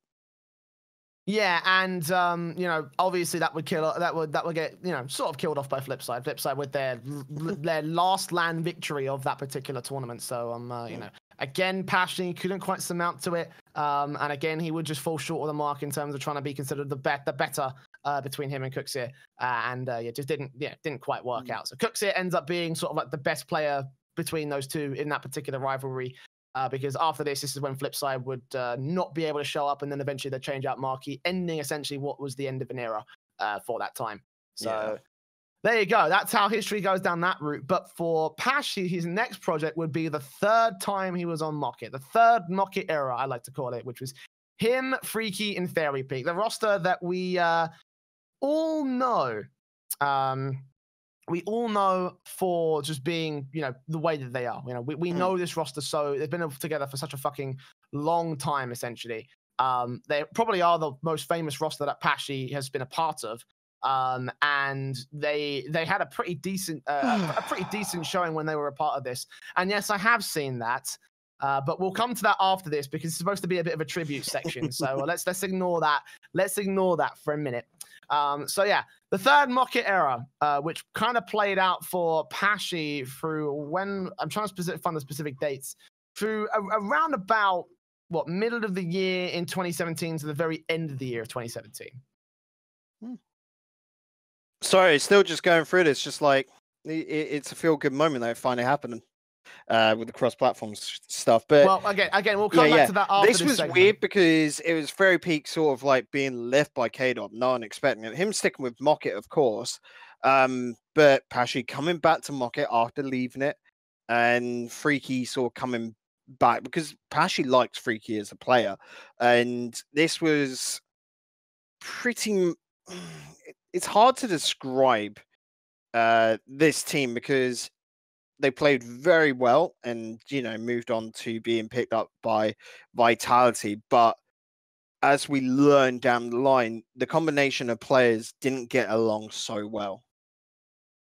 Yeah, I mean, you know, they still had some pretty good runs, you know. Again, we'll focus on the RLCS for Season 4. My mouse has malfunctioned. I can't actually... Uh-oh. Okay, no, I got it. It's fine, it's fine. I think there's a bit of dust in the sensor. So give me 1 second. Sorry, I just want to get rid of this so I can actually see the resources I had. It's just the most random fucking thing in the middle of the podcast. Professional podcast, ladies and gentlemen. Did you know we're on iTunes? So in the EU side of things, they managed to make top 4 just about. Again, they finished about middle of the table, 4-3 on the board, and beating out XL at 3-4. So they actually faced off against them in the playoffs in the round of 6. Which is a curious time for XL because this was like the Niels Cook Zenza's Pondex roster, so it wasn't quite. It wasn't fantastic. It wasn't like the XL that we eventually came to know, who are currently a really, really good side. Well, XL picked up the previous Calno's team, which was just the team that got in luckily, pretty much. And Niels and Zenzu's picked up Pondex because Penta had dropped. So exactly. And when I got to see it against Maquis, like everyone thought this was going to be a very easy match, and indeed it was. It was a 4-1. So XL didn't go to LAN. Maquis did though, and they ended up falling to Method, who at the time, in my opinion, I consider them to be the best team in the world. You know, it was them and PSG. They were the big motherfuckers of that time. You know, and I specifically remember having, you know, the Gale Force was still the biggest one. Don't get me wrong, but Method was finally come through because they're playing as Resonant the season before, and everyone's like, oh, this is finally them hitting their stride. And PSG coming in was Bluey being nuts, Fair and Chaucer coming through as well, being really good. And it was just like EU, this was like EU is super stacked moment because you had 4 teams that were just better than NA. Like NA, like their best team, G2, or at this point maybe NRG, were like 5th in line to them, which is just ridiculous. Yeah, and you know, Maquis was sort of like among that sort of in the lower end of things, which is why they ended up losing out to Method, who obviously we all know went on to be 2nd place in the RLCS and the LAN finals in the World Championship after enduring that very, very arduous 3 back-to-back best-of-7 series situation. Maquis unfortunately weren't quite as lucky. As we know, they fell to Ghost in the first round, and then they faced up against Pale Horse, who they were able to beat. This was like Kami, Kia, and CJ. But they also fell to G2 in the next round, obviously, G2 being one of the better American sides. In game 5, admittedly, they took it to game 5. For both the Ghost and G2 games, they still didn't play bad, but it was just like no one expected them to drop. Yeah, and that's just the belly of the beast, unfortunately. You know, like one team had to go out, and Maquis just couldn't quite finish the job. They were this close, Bacon. They just couldn't. It's so close. They couldn't finish it off. And again, for Maquis, it was a bit of a disappointing sort of scenario. They stuck it together though, because they kind of knew. I think they kind of knew at the time that E-League was coming, and they also, I think everyone saw the potential in this roster. You know, obviously they had a bit of a shit time drawing against 2 of the better North American sides at the time. So they kind of had a stroke of bad luck. Unfortunately for them, they also believed that was the case because they stuck together for E-League Cup, where they performed marginally better. Marginally, I'd say a lot better because so E-League is not marginally, not marginally better. Better. Sorry, I was meant to try to say much better. Sorry, I got my fucking phrases confused. Sorry, but yeah, because their group they performed much better. Yeah, their group for them was the group of death. 3 EU, 1 NA. Like I said before, remember. And also one of the best fucking squads from NA as well. Cloud9 at this time were the shit. Yeah. So, everyone remembers the squishy fucking the Muffin flip Men, reset. that was it. The Muffin Men. Like, you know, everyone remembers the squishy flip reset from the last Worlds. So seeing them go on their run and then make it into this group, everyone was like, fuck, Mocket have had it. Like, there's no way they're going to be able to mount up against these guys. And then it's all just a case of and then Mocket going free over Cloud9. Exactly. Like, and then PSG and Method, again, formerly the big motherfuckers of the last season, were out from basically round difference because they get 1-2. You know, they got 1-2 in their thing, and Mocket beat all 3 rosters. Again, close series on the Cloud9 and PSG side of thing. But again, this is such a better performance from Mocket. They got to top 4, which for Freaky, I believe was his first top 4 in a major environment for at the very least a very, very good, a really, really long time, if I recall. 4 in RLCS anyway. That was like within the finals anyway. And yeah, no, it was his first since DreamHack Summer 6 months prior. So there you go. It was 6 months in the waiting for him to make it to top 4. Their problem was just that on the opposite side, they had Gale Force, which of course is Gale Force nuts, and G2, who I don't know what it was, but on that finals day, they just went absolutely ham. This is G2, like, that should have always been G2, you know, Rizzo, Kronovi, and JNaps. This is like what G2 should have been. And it's the only tournament where they have absolutely lived up to the full hype of their name. And it was well deserved, that win in the end. And Mocky, unfortunately, could not handle them. Well, I mean, let's put it this way. Gale Force couldn't handle them, you know. And they struggled a lot throughout that series. Again, as you say, this was a G2 that were fucking hot as hell coming into this tournament, and they looked lit. You know, like they didn't quite do so well in the group stage, but during the playoff stage, like I said, it was just that day. They were bonkers. They dropped 4 games total in the playoff series, in the playoff matches, in 1 for Mocket and 3 for Gale Force. So the fact that Gale Force were that strong and that good at that time, and G2 still managed to best them out, like, you know, at the time I considered them to be the best team in the world, G2. You know, just off the basis of the last 3-6 months and how well they've done at previous lands, and, you know, obviously beating out Gale Force here was, you know, it just about edged them out in my opinion. You know, I feel like G2 at the time were the best team in the world despite not winning Worlds. And for Mocket, again, they kind of suffered the consequences of that just because they had the unlucky case of being drawn against them in that semi-final. At the same time, they didn't really have many other great options because they also could have been drawn against if they went 1 place down, which is less than likely, they would have been drawn against Gale Force, which is like, well, shit, you know, like what else? You know, that's not exactly a better case scenario. Well, and then continuing that, going into the next one, into Leipzig, G2 for that as well was meant to be the hot shit. And at this point, Hashi and Co, they were done with Mocket shit, essentially. So they went under the fabled name of Guess Who, because it was at this point they were dicking and teasing everyone over who they were getting picked up by. They got picked up by a big org, to which we now know as Vitality. But it was at this point that I can remember, I think it was Freaky, every single day would change his profile pic to a new org on Steam. Yes, I remember this as well. Everyone up, and this was still I remember the speculation just going through the fucking roof. Like everyone was trying to piece together like different pieces of the puzzle, and some people didn't take it seriously. But there was like a little bit of an underbelly in Rocket League that was just like, who the fuck is picking up Guess Who? Because they cannot go teamless. And fortunately, they didn't. You know, again, I still remember that time very vividly and very fondly because this is like one of like the second viewing party I ever attended for an event. You know, I went in with the rival esports guys. Who I remember watching the Gale Force series between Guess Who and Gale Force, and that upset as well. You know, that's the first time, you know, between this and DreamHack Summer. This is the first time that Pashi had beaten Gale Force, and again, it was an upset. You know, they went all the way to the semifinals, where again they fell short of the mark because of a team who were on a massive hot streak. PSG, the eventual tournament winners, and again, it was another very unlucky break for Guess Who at the time.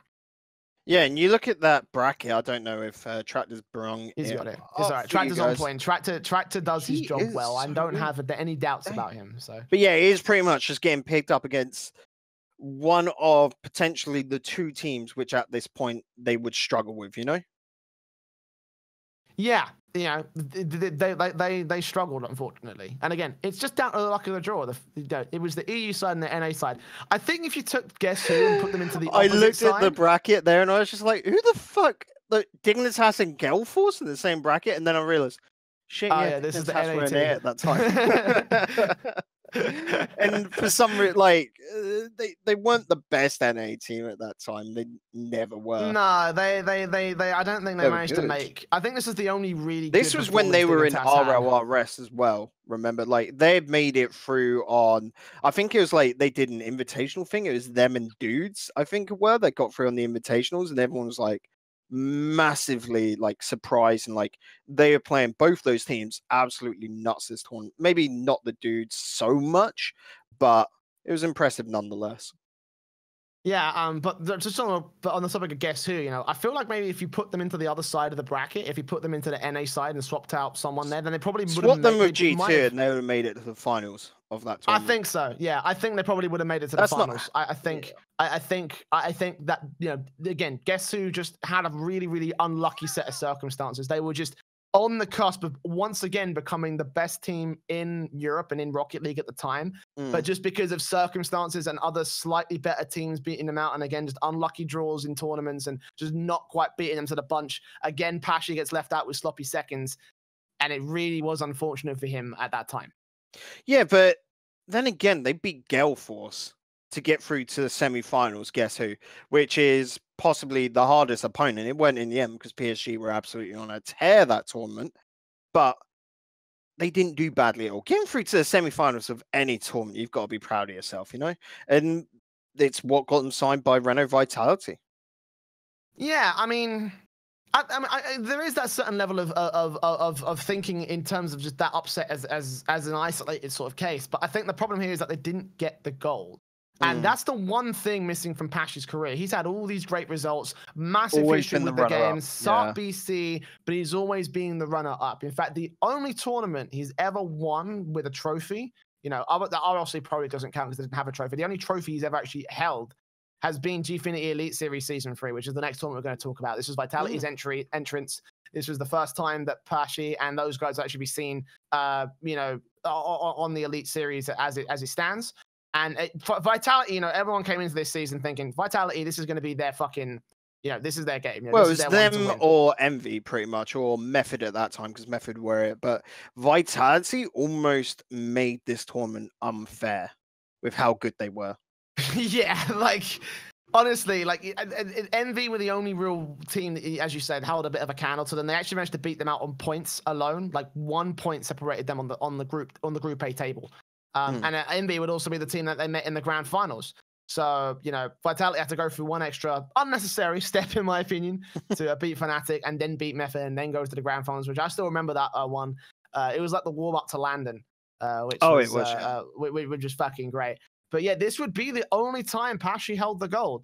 Because unfortunately, after this is where the massive slump for Vitality began, which would eventually go down the path of him being kicked from the team, you know? Yeah, and for me, this was like the weird one because on the day they held the finals, it was just that one match that we had to watch, and everyone, you know, had done a big meet up to go watch it, and it felt like it just went by in a breeze. That was the weird part of it. It was like very little hype because it felt quite one-sided. I know there was a lot of overtimes in it, but it never felt like Vitality were uncomfortable, if that makes sense. Oh yeah, no. I mean, that's different. I don't remember. Everyone was kind of saying it was what was it? We were all saying like, yeah, this is going to be a 3-1. Oh, sorry, a 4-1. I remember sitting next to you and we were saying this is going to be a 3-1, and we were 100% correct on that. So that's what fucking happened. It was a 4-1, relatively simple. And again, just because that was their moment in the sun and it breezed by so easily, it didn't even feel like a challenge. It didn't feel like that. It didn't feel like it was the massive accomplishment of an RLCS. It was like they just walked up, took it, and then buggered off afterwards. Exactly. Which, you know, like I think they didn't just instantly bugger off and get a plane home because I can't remember seeing them after the event. I mean, I saw them. So we went to Nando's and they were sitting there in Nando's eating. But after that, we didn't see them at all. Fair play to them for getting some dinner, but you know they had it. You know they had it all set down. So you know again, it was their tournament to win, and they won it. Unfortunately, the tournament that they didn't win was the next really important one, which of course was RLCS Season 5. Now, during league play, they had a relatively good run, you know, just beating out again at 3rd place, so they had to go through another stage in the regional playoffs, and they did. They beat PSG. PSG were just not quite as good at the time, and you know they were like, you know, a game away potentially from relegation, I believe, if I recall correctly. But yeah, then they lost to Complexity. Sorry, they beat Complexity, excuse me, and they were looking at Gale Force. Now, at the time, we saw the Gfinity result, and we were like, yeah, this team is really hot right now. Then we saw the online playoffs, and we said, yeah, okay, this team is really fucking hot right now. Imagine to take a game away from Gale Force, who were at this time established as the best team in EU, possibly even the world at this point. And we saw Vitality go through Complexity, who were also a really consistent, really, really good force. And we were like, this is going to be the land where they could be like, they could seriously be a dark horse. This is the competition. That is it. And I remember because there was this air in Team 104. It was like, right, Vitality, we're going to cheer them on. We're going to know, we think they can go very far. We think they're going to do really good things. And then they shit the bed, you know, they really shit the bed. That first matchup came through, and we were like, yeah, Renault Vitality above Cloud9, and Cloud9 3-0'd them. And the attitude in the camp was a little bit rattled, but we were like, it's all right. They've got Evil Geniuses next. It's fine. You know, they should be able to make it out of that one. And you know, it'll be great. You know, we'll cheer them on. And then it came to a close series, and they got eliminated.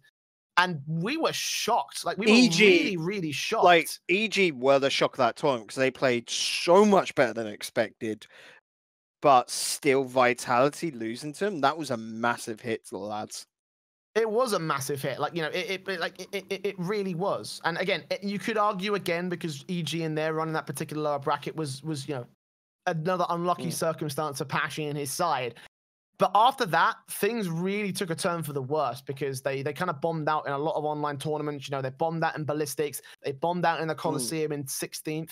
Like, I still remember that when it was like, well, this is really not the Vitality that we saw only a handful of months ago. The only top placement they had during that time was in the Play by Rocket Baguette. And then things eventually took a turn for the worst when, obviously, Season 4 came through. They got grouped in absolute last.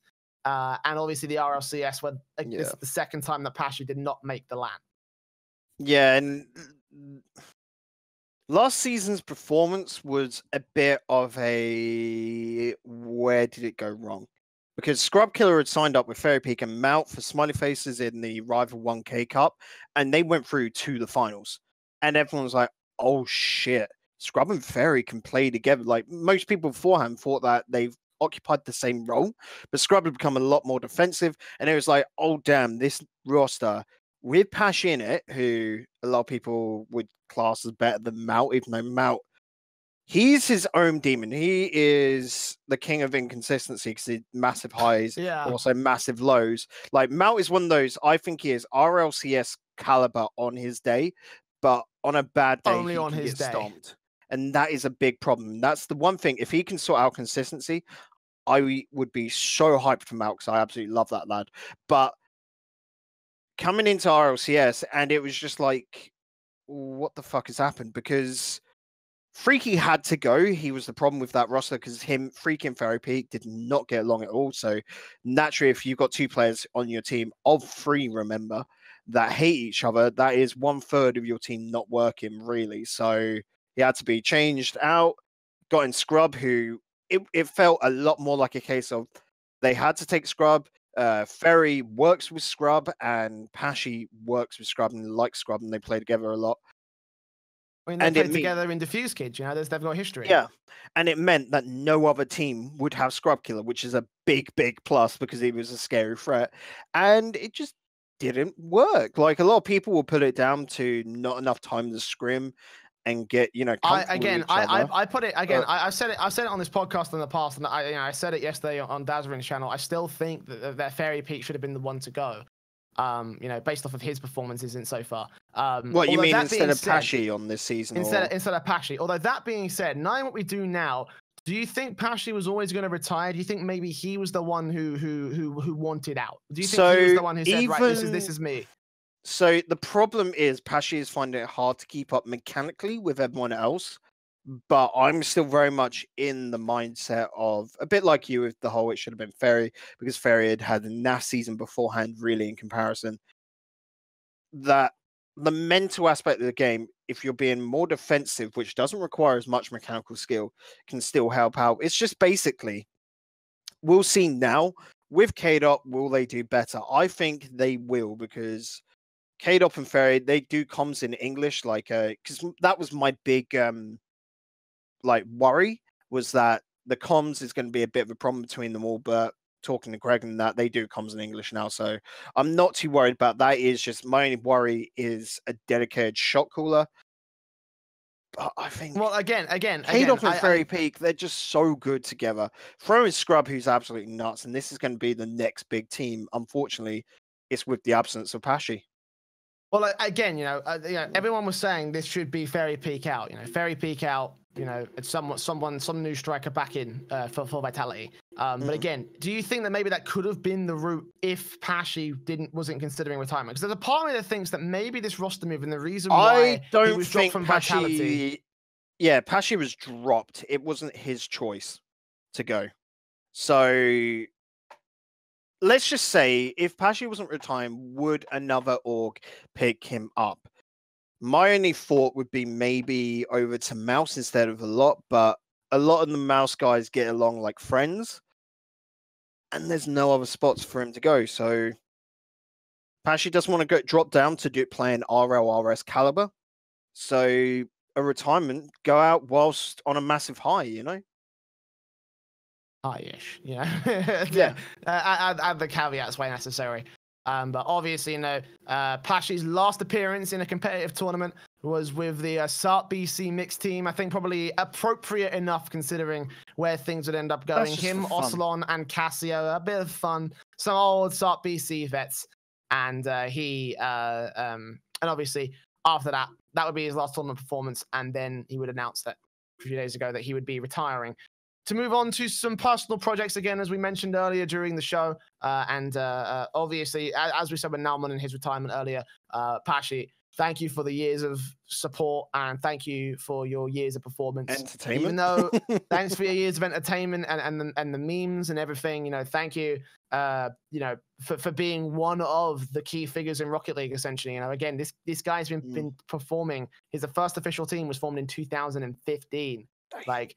That's ancient history in esports, in Rocket League esports especially. So again, thanks for the memories. It is a shame that you didn't become one of the best players. You certainly could have become one of the best players. It's a shame you didn't, but you've left your mark on Rocket League, and for that, here at RLAfterShock, we want to salute you, Pashi. Nice.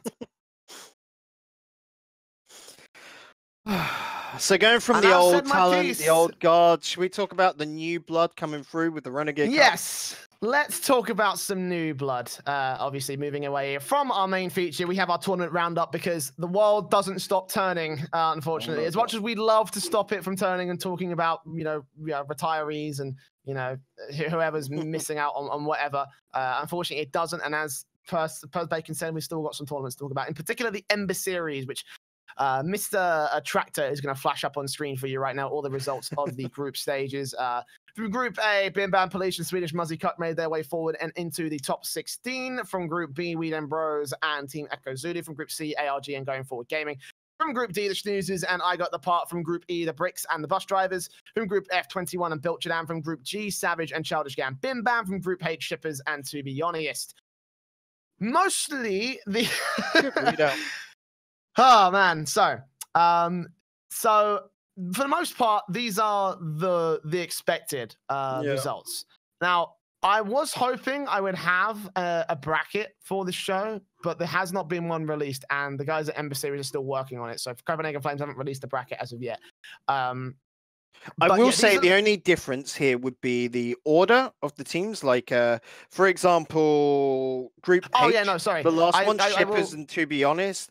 Like, Shippers coming out on top, I would have thought they would have come out through the lowest bracket, purely because, to be honest, have been around together for longer. Shippers is only just been formed. That's Chacaron's new team. And that's just pretty much it. Like, the expected teams came through, but the seeding might not be the exact same. Yeah, and the same thing also with Group F, that Bilchadam also went out in second place of that one. 21 actually beat them out in the top, in the upper bracket of that matchup. One thing I can confirm, however, because it was said on stream, is that the matches themselves will be Group A versus Group B, Group C versus Group D, with top seed taking on bottom seed from each of the respective groups. So yeah, that's good. in the case of Group A, it will be Bim Bam Police taking on Echo Zulu, and then Swedish Buzzy Cut taking on Weed and Bros. The specifics is where it will end up in the bracket, and that's the one thing we don't know, is like where will those matches end up going. Whether they'll just do the like how the bracket, how they're spreading it out, because we know what the matches are going to be.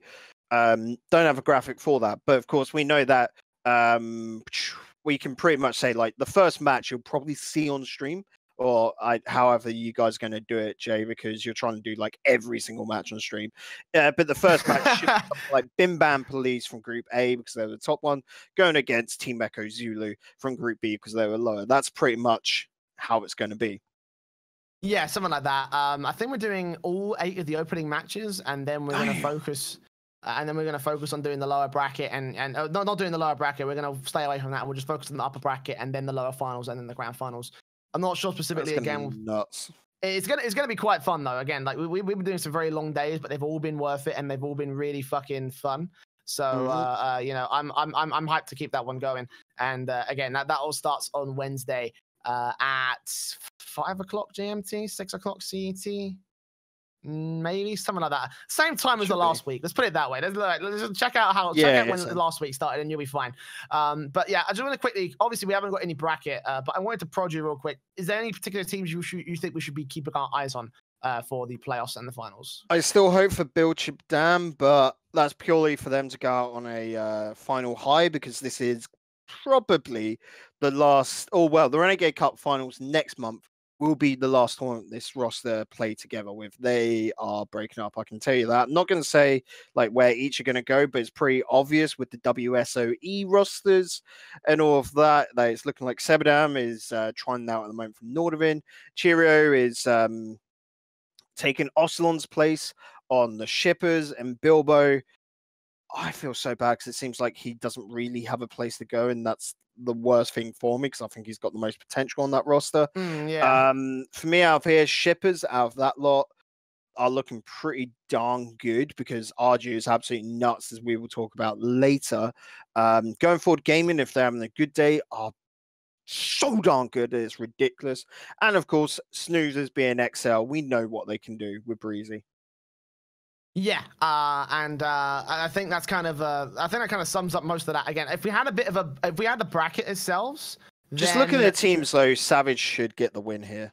We have to say that. Yeah, that's the key thing. They should. I think everyone expects them to. Again, we've been talking about it on the broadcast that they are the expected victors of this tournament. Oh, again, there is a big difference though. You guys are doing you're not doing a bracket reset. You're doing winner gets a 1-game handicap. We are. I was unaware of this. That's what is showing up here, boy. And I don't mind that at all because I quite like that with double elim brackets because it just basically makes things go a little bit faster. When you're getting through to the finals, you're just so shattered. Oh yeah, I think if you're doing all the games, like, oh my God, you're going to be there for ages. Oh yeah, well. Again, all the Ember Series coming your way at 7 p.m. CET. Thank you, Jar of Jam, for confirming that for me. Love you lots, brother. And again, there's me and Jam that are covering that tournament, so make sure you tune in for certain. Again, Wednesday and Thursday, it's the final 2 days of the Ember Series, the final 2 days of the community side of the Ember Series, of the Renegade Cup. So that's gonna be fun. Let's send it off with a fucking bang, and that's gonna be my attempt at the very least. And now the big motherfucker of the week. Obviously, the WSOE qualifiers got announced super last second. We got involved super last second. It was a really fucking fun time. It was a really chill stream. If you weren't watching that, again, if you're listening or watching the VOD, or if you're watching the live stream and you got some spare time after this, go to twitch.tv/Dazarin and go watch that VOD. It will be deleted if you're listening far into the future, but if you're listening as and when the fucking VOD and audio podcast comes out, go back and watch that because that fucking broadcast was one of the best that me and Bacon and Dazarin for that matter have ever done. We actually ended with a tri-cast. Doing that final matchup, and it fucking worked because the match was fucking amazing. It was fucking amazing. Method versus PSG with a 10-minute overtime. That's all I'm gonna say, right? That's all I'm gonna say. The rest is up to you to find out. But yeah, you know, you can see the bracket on screen right now of who made it where and when and how the whole thing played out. So let's talk about some of the topics that I listed individually. Yeah. So the first thing I want to highlight, the first thing I want to highlight is Make Contain Nuts, because we saw them a couple of times on our stream, and they did really well. Now, that Make Contain Nuts are a mixed team of Ixo, Arju, and J Walls. Or as I put in the document, Jay Swalls. Yeah, I didn't spell that right. But yeah, Jay Walls. No, you spell it right. Liquipedia and that just have it wrong. Don't worry. His Steam account is wrong as well. Don't worry. It's Jay Swalls. Come on. Jay Swalls. But seriously, Ixo, Arju, and Jay Walls managed to put up some really, really good results, actually. In the top 16, they actually beat PSG. A full series upset against PSG, and even took a game away from Vitality, who were looking really what's the word? Like they're looking really unpredictable right now. Like they're a fresh new team with K-Dop coming into the mix. They're looking like they might they might be able to do some really good stuff. And for a team like Make Contain Nuts to come in with their own unpredictable status, still take a game away from that squad, that's really impressive stuff alongside the PSG victory. Like any team can take a game away, but that plus a series win. Like these guys are real good talents, especially Ixo, who we have not seen. You know, he's a relatively new player. Well, yeah, and everyone is pretty much raving, like me included, on that about Ixo and Archie. Like I said, Jace Walls, he's a bit harder to talk about because he's a quieter player, but he's still really impressive. I mean, Flipside had him as a sub last season. There's a reason why they had him as a sub. Just one thing, guys, if you are listening in, if you dare fucking break up, stay together, you little shits. Do not split, because this is a team that has the possibility to be absolutely crazy. Don't make me send the boys around, okay? That's just the one I'm going to say. I mean, that's another thing I wanted to talk about with just the bubble scene as a whole, because obviously there's a lot of movements happening in Europe Rocket League from both the top and the bottom end of the scene. So the key thing to remember is that there's a lot of room for players to potentially move up and move down. This is your chance, right? If you can wow by staying together as a team and doing really good shit as Main Contain Nuts, then Ixo, Arju, and J-Walls, there is a serious future for you in RLRS level, potentially RLCS level. There is only one move that I can think of, and it's a series of moves which could cause Ixo to be picked up by one of the RLCS teams. And it's proper speculation. Yeah, not going to say it on the stream, but they ain't really. Yeah, in before you get quoted as an inside source. yeah. That's why I've pretty much calmed down with all that. And it's probably stuff that I shouldn't be leaking on stream. But at any rate, these guys, like, I don't see them getting picked up by an RLCS team, because that's pretty much not going to happen. But stick together. These lads can make such an impressive run and make into RLRS, and then that would be when they're either picked up, do a triple trouble, get not triple trouble, sorry, a bricks, and get picked up by one of the bigger teams, or together they could possibly get even further, because this is a team that has so much potential in it. Yeah, I can see it coming through. I seriously think they could make a good run in the RLRS potentially as a 3-man. How far they'll be able to go is yet to be seen, but they can do some serious damage. I'm really excited to see what they can do. Again, I hope they stick together for as long as this journey may take them. I hope that they can get the most out of this lineup. That's the one thing that pisses me off about Rocket League players, is that they don't get the full. They don't go out for the full ride. They don't go all the way to the end of the journey. Like in Counter-Strike, there's often we don't get to see roster moves in top level Counter-Strike until that roster has truly run its course. And then everyone has moved. That is it. Yeah, and then you make the roster swaps. That's how it generally tends to work if you're a smart Counter-Strike player. There are some dumb idiots in the scene, but I'm not gonna talk about those guys. There's always dumb idiots. Come on. So again, and it kind of applies to everybody. Like, try see if you can get as much out of your lineup as possible before you start making swaps about. And again, that's something that I think applies to Make Contain Nuts. I want to see more of what they can do. And another team I also want to see more of what they can do as well is Vitality. As you said earlier, you think that this is going to be a very, very fun little roster.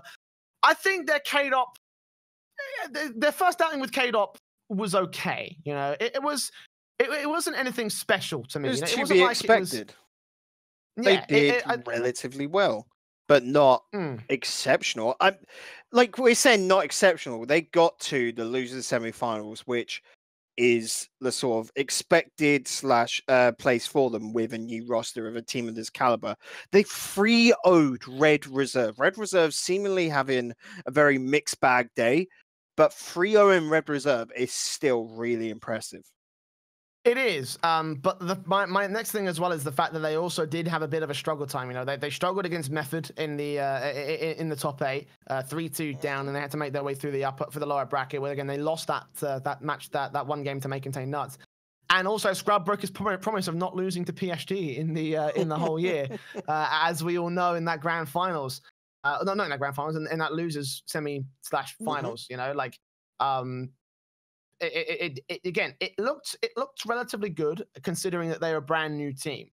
I just want to see where it goes from here. That's me. Where thing to look at isn't really the losses as such. Like 3-2 versus Method as a loss, and 4-2 against PSG. So they're already pretty good teams. Red Method, maybe they should have just etched on out. PSG you would expect because they are very, very good online. But the wins against, like, to be honest, 3-0, 3-1 against May Contain Nuts, and May Contain Nuts were looking so good. That was a super close series. That's another one to go back and look at. And then 3-0 against Red Reserve, 2 overtimes at the start of that, 1 goal different games. But you're looking at Renault Vitality and going, okay, they have a few tweaks to make, and then they are going to be a RLCS LAN ready team. Yeah, and that's the thing, right? Can Vitality make it back into the RLCS LAN? Because it's eluded them for a while now. Obviously, when they did make it LAN last time, they went out dead last, and then they didn't make it to the LAN the next time, and they also had struggles from the rest of the tournaments they're competing in. So, you know, it's a pretty crucial season. Jay, do you think Vitality will make next RLCS LAN? It's too early to tell. Way too early to tell. I'm not going to answer that one. It's way too early to tell. Oh.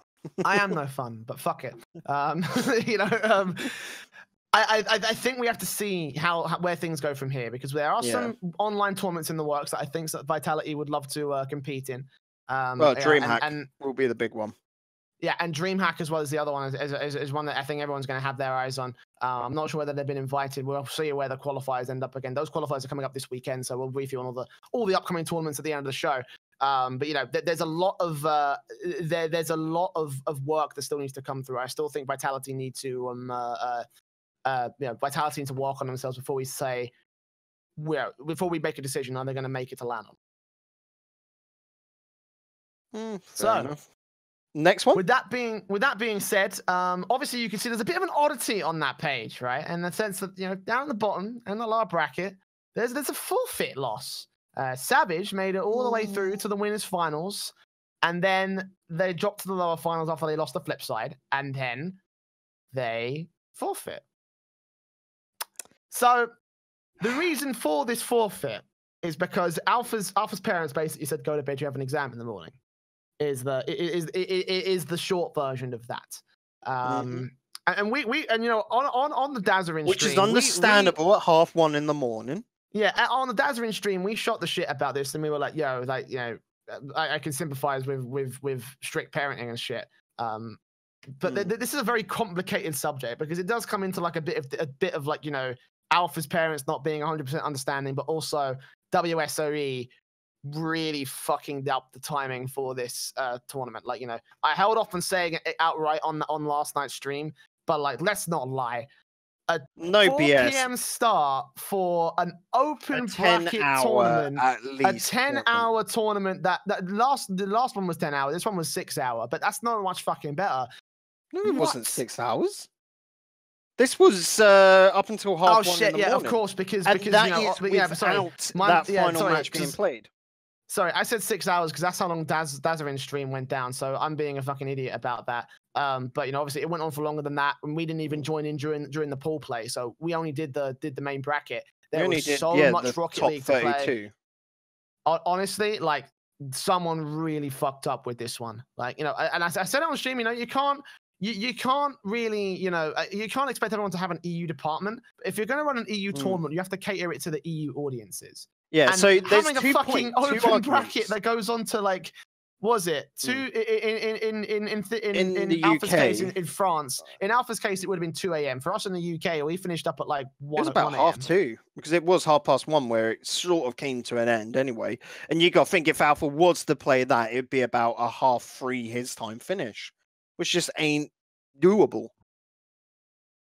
I mean, honestly, someone really fucked up with this one. Like, Preseason really chat just says it was 3 a.m. for him, so 2 a.m. for us, or at least that's when the start would have been. Yeah, someone really fucked up on it, and just looking at there, why you. It was always going to be a 10-hour tournament, and why are you starting at 4 in the afternoon? It should have been started midday 12, UK time, just GMT. I have no problem. Actually, I love 10-hour tournaments in the regards to the whole drama behind it, really showing the grit of teams and the endurance. I welcome those because I saw a lot of people on Twitter saying, oh, why was this not hosted across 2 days? I don't give a shit about that. It's just purely that expecting Rocket League, which is a very young community of competitive players, to be able to play at 2 o'clock in the morning for the finals. No, they should have done their research, or at least, and looking at the moderation team, who absolutely smashed it out apart, don't get me wrong, but they were all American as well. There was not Europeans work on this, and that is a crime in its own regard. And again, if you're going to run an EU tournament, you have to cater it to EU, to the EU crowd, and that's not only in terms of broadcasting and shit like that, but you also got to do it at the right fucking times. And that was the initial part where they dropped the ball. Like, it should not have been this late. Like, again, we were casting that final matchup with Dazarin at for us it was like 1 a.m. Like it was stupid late. Like, I haven't done, I haven't done 1 a.m. cast unless it was willing. I never did a 1 a.m. cast unless I was like, right, I'm doing a North American match. Yeah. I'm doing an Asian match. Or that's it. 1 a.m. cast for us is American. Yeah. Yeah, it is America. You. Even sometimes, when I've done North American Counter-Strike with Starladder and shit, like doing those matches, they started at like 11 o'clock local time for me. They started at 11 p.m. So which is even 6 p.m. their time. Yeah, exactly. So it's about prime time for North America at that time, and it feels like this is very catered to North America, obviously. And again, you can't expect them to have an EU department, but they should have. They should have given it to someone else for the finals. Fair enough. It was a case of getting place over there, but even if it was a case of getting mods from fucking Rewind or something, just you know what you're doing, and you're in the right time zone. Run this for us or something like that. And again, I'm not just saying that because I like Rewind and you work for Rewind. I'm just saying that because that, in my opinion, that would have been a better option than what they did with this. Well, no, I just said rival there because I know Strangers was one of the lads. Strangers was doing part of the moderation, but it's just that sort of thought of why did it never come across anyone's minds to get the EU lads involved at all? And it just boggles me that it wasn't thought about. The whole setup has been quite shocking in regards to, and this is the fucking one that really got me. On the Rocket League account, their tweet about the qualifiers was, oh, time is running out to sign up for the WSOE qualifiers on the Friday. The sign-ups have been open for 2 days. I'm sorry, yikes. Just everything about it was just so piss poor. The whole running of the tournament, very smooth. Throughout the process, really nice. It was super easy for us to be on Dazarin stream and just get those matches signed up. That was ace. But well, I mean, here's the thing, right? I wasn't even sure if I'd actually be doing any of the coverage because I was asked the day before by Vodable. Yeah. Vodable came to me the day before, so I wasn't even expecting to do any coverage for this, which is another thing about EU coverage as a whole. Being the only 2 EU casters, and we won't even again. Not even on the official stream. I have nothing against Axel Toss. I have nothing against the guys who are on the mainstream, but they're all fucking American and Canadian. They don't know the intricacies of the bubble scene. They don't know the likes of May Contain Nuts. They don't know the likes of Aeriality and ARG and Childish Gambim Bam and the Clappers and all those guys. We did. And we got the secondary stream, and we didn't really care much about. We wanted to do the tournament. We wanted to do fun, and we want to.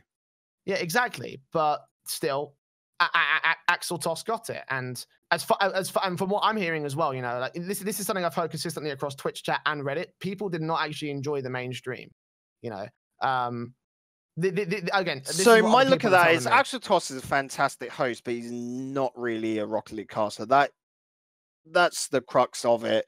He's putting on the qualifiers and, you know, put them on well. He got in Lawler for last night and Gibbs for the American stuff, which is cool, but it's more them just getting on the RLCS talent and more the faces of it instead of the right crew, it would seem then for that. Right crew being a massively subjective term, obviously. Yeah, it's all opinions, and like, you know, some people might not like their casting style. Fair enough. I know a lot of people don't like our casting styles. Like, you know, how me and you just go on fucking just little tidbits of just joking about in the middle of it. Very much like a CS sort of like style where we just take the rip the shit out of each other in the middle of broadcast. And I definitely know you see it. Twitch chat just going there like, can these casters not talk about the game? It's because you mix it up and all of that sort of thing. Everyone has their own preference. We were talking about it last night, me and you personally, and being there like, we personally don't like Stax's casting style. Like, we don't find it enjoyable, but we fucking respect it. He is a fantastic caster. It's just not for us as an audience. What he does, he does it right, you know. And you know that, and certainly I think that was the case for a lot of the casters on the RLCS things. But you know, again, a part of the reason why you have your own opinions of what you like. That is just it. Yeah, you know. Again, I just feel like they probably could have gotten better people for the European stuff. You know, again, I have no problem with those guys doing stuff for the North American qualifier because they know shit tons more than we do. I think Dazarin was like solo casting that on the second stream as well, if I recall correctly. On the first day, yeah, for the NA on the first day, yeah. Which it sucks for him majorly, you know. Like I feel bad. Oh, he just did it more like a chill sort of like look at and like comment and live analysis, really, which we thought we'd probably do more of. But then the games were fucking hype, and we were just like, yeah. Let's cast this. Honestly, you know, again, if you haven't seen that VOD, if you haven't seen the VODs, go back and watch them because this was like, you know, grassroots to May Contain RLCS Nuts tier. versus Savage and what am I saying? PSG. PSG versus Method are the two I would highlight as the ones to watch. Yeah. Certainly go watch those series because it does kind of highlight some of the best that EU Rocket League really show out for. And again, I'm really happy that, you know, the games themselves are really, really good. But it's just a shame that it's like clouded over by these mismanagement decisions and again, fuck ups, really. You know, it feels like this whole thing was thrown together super last second. Although we've known about it through rumor for a long time, it's taken so long to officiate everything. It's taken so long to get everything, you know, on Smash. It's taken so long to get that together that by the time everything was ready and everyone could sign up, you know, 2 days to sign up and then the weekends. My only worry is I don't know 4 p.m. why and then ending at fucking 2 a.m. in the next day, and Savage had to, you know, drop out and everything. You know, like again, it's the example of a really good tournament gone really, really wrong. Yeah, like I said, my only worry is why did it get to that stage? Why could this not have been announced after Neon Dream, after CRL and all of that over Christmas break, and just be like, this is what's coming up? You know, signups will be live on this date and will close on this date beforehand. Why did it have to be so mismanaged and poorly timed? Like, just why? What was going? There would be obvious, like, not obvious reasons, but there were reasons in the background. But yeah, was it just a case of the full negotiations, the contracts weren't signed before WSOE leaked it? Remember beforehand, like. And secondly, why would they be negotiating until the last minute? Like, what's going on? Even then, if I might interject as well, like, you know, what if they didn't leak the rocket, the whole thing? You know, like, imagine us just being dropped this whole fucking thing. Imagine if we had no idea about WSOE other than the rumors that we'd already had in regards to, you know, in regards to the exchange between WSOE representatives and fucking Keemstar. Plus also what we've heard earlier. Like, imagine us just being dropped this. 2 days to sign up for a qualifier for a $100,000 tournament in Vegas. Where the fuck did this come from, guys? Like, yeah, just suddenly like, what? You know, like, is this a scam? Imagine if that leak did not come out. Imagine if we did not see that coming from stream. You know, it would have caught everybody off surprise, and then it would have been so much worse. One thing I was fucking impressed by was the number of signups for this. Like that, like over 100 teams. Do you know what? No, I've ranked. Sorry, the Renegade Cup stuff. Just like, damn. Yeah, I've ragged on EU signups in the past, but like, you know, the fucking EU scene came out in force for this one. And again, it's part of the reason it's a why free it trip made to it such a good Vegas tournament. really got people going. They don't care about the money. It's a trip to Vegas. You know what? Rewind's next tournament is not going to have prize pool for it. You get a free trip to London for the weekend. You can stay in No, mate, that's a fucking rip-off. Are you kidding? It's a shithole over here. Are you kidding me? Bacon, don't sign up for that one. That's the one time I'm not going to condemn you for not signing up for a tournament. Fucking hell. Oh my god. We'll do a trip to Barcelona. How about that? I think we've said our piece on that matter. Vegas. I think we said our piece on that matter. Again, it sucks majorly because Savage going to LAN, like we've already heard through various leaked logs that they're probably going to get signed relatively soon. But that would have sealed the deal. That would have been the cherry on top for them. And it sucks that they had to miss out on that just basically due to a situation that wasn't out of their control. Really good at Vegas, maybe even a better org could have come to them, you know? And that's always the case. And one thing that really got my goat actually was I can remember seeing a Twitter post, someone saying, oh, if PSG were good sportsmen, they would have held off on the game until the next day. And you're just there like, no, you dumb shit. They've got to have a secured winner because they've got to sort out their visas today, essentially. And even then, so short term. And even then, you know, tomorrow's Monday. Like, what are the PSG guys doing in that time? I don't know. They might not also have. They might have other obligations. They might have to do family shit. They might have to. Some of them also might be they've got a free fucking win. Take it. Yeah, you know. And then there's that as well. You know, again, I don't necessarily support it if that was the mindset. You know, certainly I'm the kind of person that's like, you know, I'm the kind of person that's like, you know, you hold off in mitigating circumstances and force majeure. But even then, you know, like, you know, imagine all the systems that would have to be fucking broken in order to make that work on Smash GG. You know, would WSOE even allow that? I don't know. The only thing I can say, and it's going to put a little bit of blame on Savage, why the fuck did they not have a sub? Like, I think by Matos is the current sub, even though they'd be playing with a poor, you know, a lesser player than Alpha, it's still them having the chance. And Mato signed up for the tournament under, I can't remember what team it was, but it's still that case of, guys, you should have known. You couldn't have been that blind, not looking at the timings, because they were on Smash, blatantly saying that losers final would be at 2 a.m., that you thought you were just going to straight run it through the upper bracket.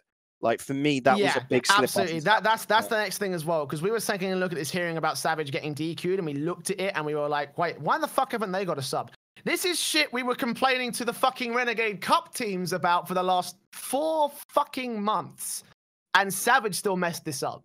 Like, it's one of the most basic things. Like, even if it's just for this one tournament, just get a mate. Yep. Just get someone who you know is relatively capable. That is it. It's as much the fault of WSOE making the tournament run this late as it is Savage not preparing for that. You know, you've got the times in front of you. You should be ready for it.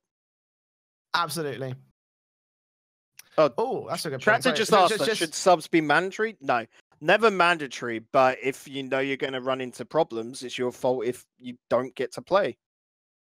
Absolutely, you know, you've got to bite the bullet, and Savage have had to bite the hardest fucking bullet there is here.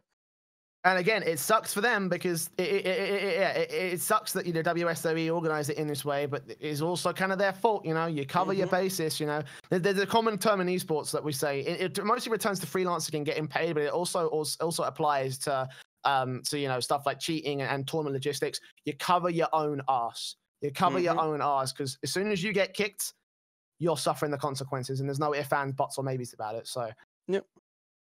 There you go. That's the Savage forfeit drama. That is on. That's it. Well, not quite. We still have to talk about the winners themselves. Flipside and PSG. We have yet to mention that they, of course, are the teams that made it through. You saw it on the bracket earlier. Flipside themselves made it all the way through as the top seed of the bracket. Beat, to be honest, Vikings, then Red Reserve, then Savage, losing a game in each of those series. 4 games lost. An the entire easy day, it felt like. It was ridiculous. Flipside were nuts. Yeah, they have looked fucking really good. Like, you know, again, we had that Pashy tribute a minute ago. We were talking a lot about how they were the dominant side, how they were looking like the big motherfuckers back in the day. They also look like the big motherfuckers in this tournament. Yeah, the big boys are back. You know, and I'm really excited. I was excited at the RLCS prospect for them, and I'm really excited about Flipside now because they're going to LAN, they're going to Vegas, they're going back to Vegas. So they can try and win more gold out there. There's a decent shout. They actually might be again a dark horse. They're up against some pretty staunch talent. You know, if you haven't seen the invites, again, we'll bring up again Cloud9, MLG, Dignitas, Solo Mid. Like those guys in particular are going to be, you know, very, very difficult to overcome. But flip side, I think if they perform in a way I think that they can perform, or I expect them to perform, then we could be looking at a really good squad here. They could be a top 4 team, I reckon, which is good, really good. Yeah. A lot of potential to make top 4 in EU, possibly even the world. If PSG for me here as well, I'm just going to say I don't expect them to get far, unfortunately, because they're not so good at LAN. They're very good online, but not so good at LAN. Mate, poor Fruity, he tunes into this every now and again. You just hear it just to have you rag on him.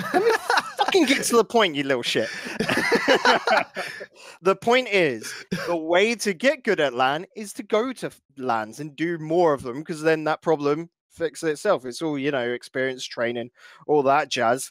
So them getting to this stage is only better for them in the long run. So it's good. Oh, you know, again, it's no secret that PSG have been the online dominators. You know, when did they place at Season 6 LAN? I can't remember this off the top of my head. Let me just quickly look it up. 7/8. 7/8. Yeah. So they went out against Chiefs, then beat G2. And then they went out to Evil Geniuses. Okay, so so it kind of backs up the point I was going to say earlier. You know, like they made it into the top 8. What? Freezy just saying, see you in London. Well, sorry, I'm the one in London. He's actually in Reading, so you want to go to Reading. Yeah. So you know, I mean, again, as you say, I hope they get a lot of experience out of this. I hope they actually manage to build themselves up, because, you know, PSG are a very good team online, and then LAN is where they just can't seem to perform. You know, I think they probably could have made a run. It's a whole different mindset, and that's the problem. But who knows? It could do great for them. Possibly. Yeah. I'm hoping that again it goes well. I'm hoping it goes well for PSG. You know, again, I got nothing but love for those guys, and you know, I'm not just saying that because Fruity's here. You know, I think there could be a potentially really, really big roster in the European scene. So again, let's see where it goes on LAN. Let's see how things play out for Vegas.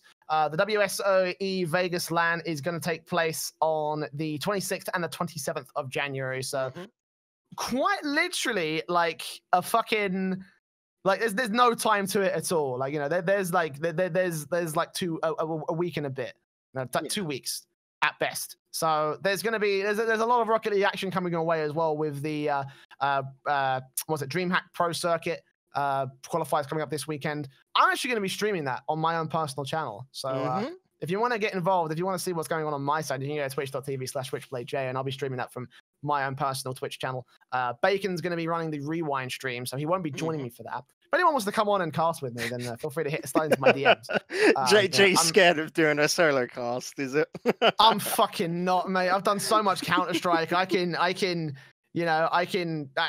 fucking solo cast any game at this point, you know, and still be good. So it's fine. How are you going to cast without someone taking the shit out of you? Come on. Fuck you, right? But yes, that all kicks off this weekend, the 19th and the 20th, in case you're not aware. There are various different channels. I'm covering it, Shogun's covering it, RLC is covering it, and Rewind. No, sorry, Rocket Baguette's covering it, and Rewind is covering it. So if all those French viewers out there who want to listen in French, you can go ahead and go to twitch.tv/RocketBaguette and as standard. I think there's going to be some social media being put out from a DreamHack as well. So just make sure you just keep it locked to all the standard channels in Rocket League. Speaking of channels, you can follow the RLAfterShock Twitter account at RLAfterShock to keep in touch with all the latest news and things coming out from us and the podcast. Some interesting stuff we've got in plan for the podcast this year. Hopefully some of it's going to come to fruition very, very soon. I've got a little bit of reaching out to do. So make sure you get into it. Make sure you keep an eye on that one, because it's going to be very, very fun. Of course, for the Twitch is where all the content will be streamed live every week at Monday from 5 p.m. GMT, twitch.tv/RLAfterShock for those of you listening to the audio or video versions of the podcast. Speaking of the podcast, check it out if you're not already subscribed on iTunes, Spotify, and Google Podcasts, and also many other major platforms. We're currently on 10 platforms total. So if you want to know where it's listed to, if you don't want to know what apps you can use to listen to the podcast where and whenever you want, it's anchor.fm/RLAfterShock to find your favorite platform, or request your own if it's not there. And that's it. We're done with the show, Bacon, for another week. Any final thoughts before we head off and I go get some nice spaghetti bolognese? It's always spaghetti bolognese for you. For me, it's just pretty much... It fucking lines up. It fucking lines up. Like, I swap between like 4 or 5 different meals every week, and somehow, like, it always lines up. The spaghetti is on Monday. It's ridiculous. For me, anyway. This is a nuts week. Like, also, once again, fucking why do Sonics just love us by giving us breaking news? What with the cross-platform, fully cross-platform, now live. Suck 'em long enough. Yep. Yeah. It was meant to be last year, but no, kept getting pushed back. He's literally a year late. But anyway, that's pretty nuts. WSOE was nuts. I can't wait for these DreamHack qualifiers because it's more of the same. And I'm excited. I haven't looked at signups yet, but, you know, still got a couple of days. And, you know, like we said, both us casting it on Rewind, you doing it on your own channel. There was a reason why I chose Rewind over my own channel, buddy, for that exact reason of I can't do it the whole day. Like, this is going to be another long affair, but it's one that I cannot wait to get stuck into, especially with the finals of Ember Series coming up this Wednesday, and that is a good fucking January for Rocket League. Yeah, it's going to be very, very busy. So again, we're going to we'll be sure to bring you all of that action, of course, that's standard, live at twitch.tv/RLAfterShock at 5 p.m. GMT every Monday. So as standard, we'll be back next Monday with the latest in all of EU Rocket League's action. Till then, though, take care, and we'll see you on the Aftershock.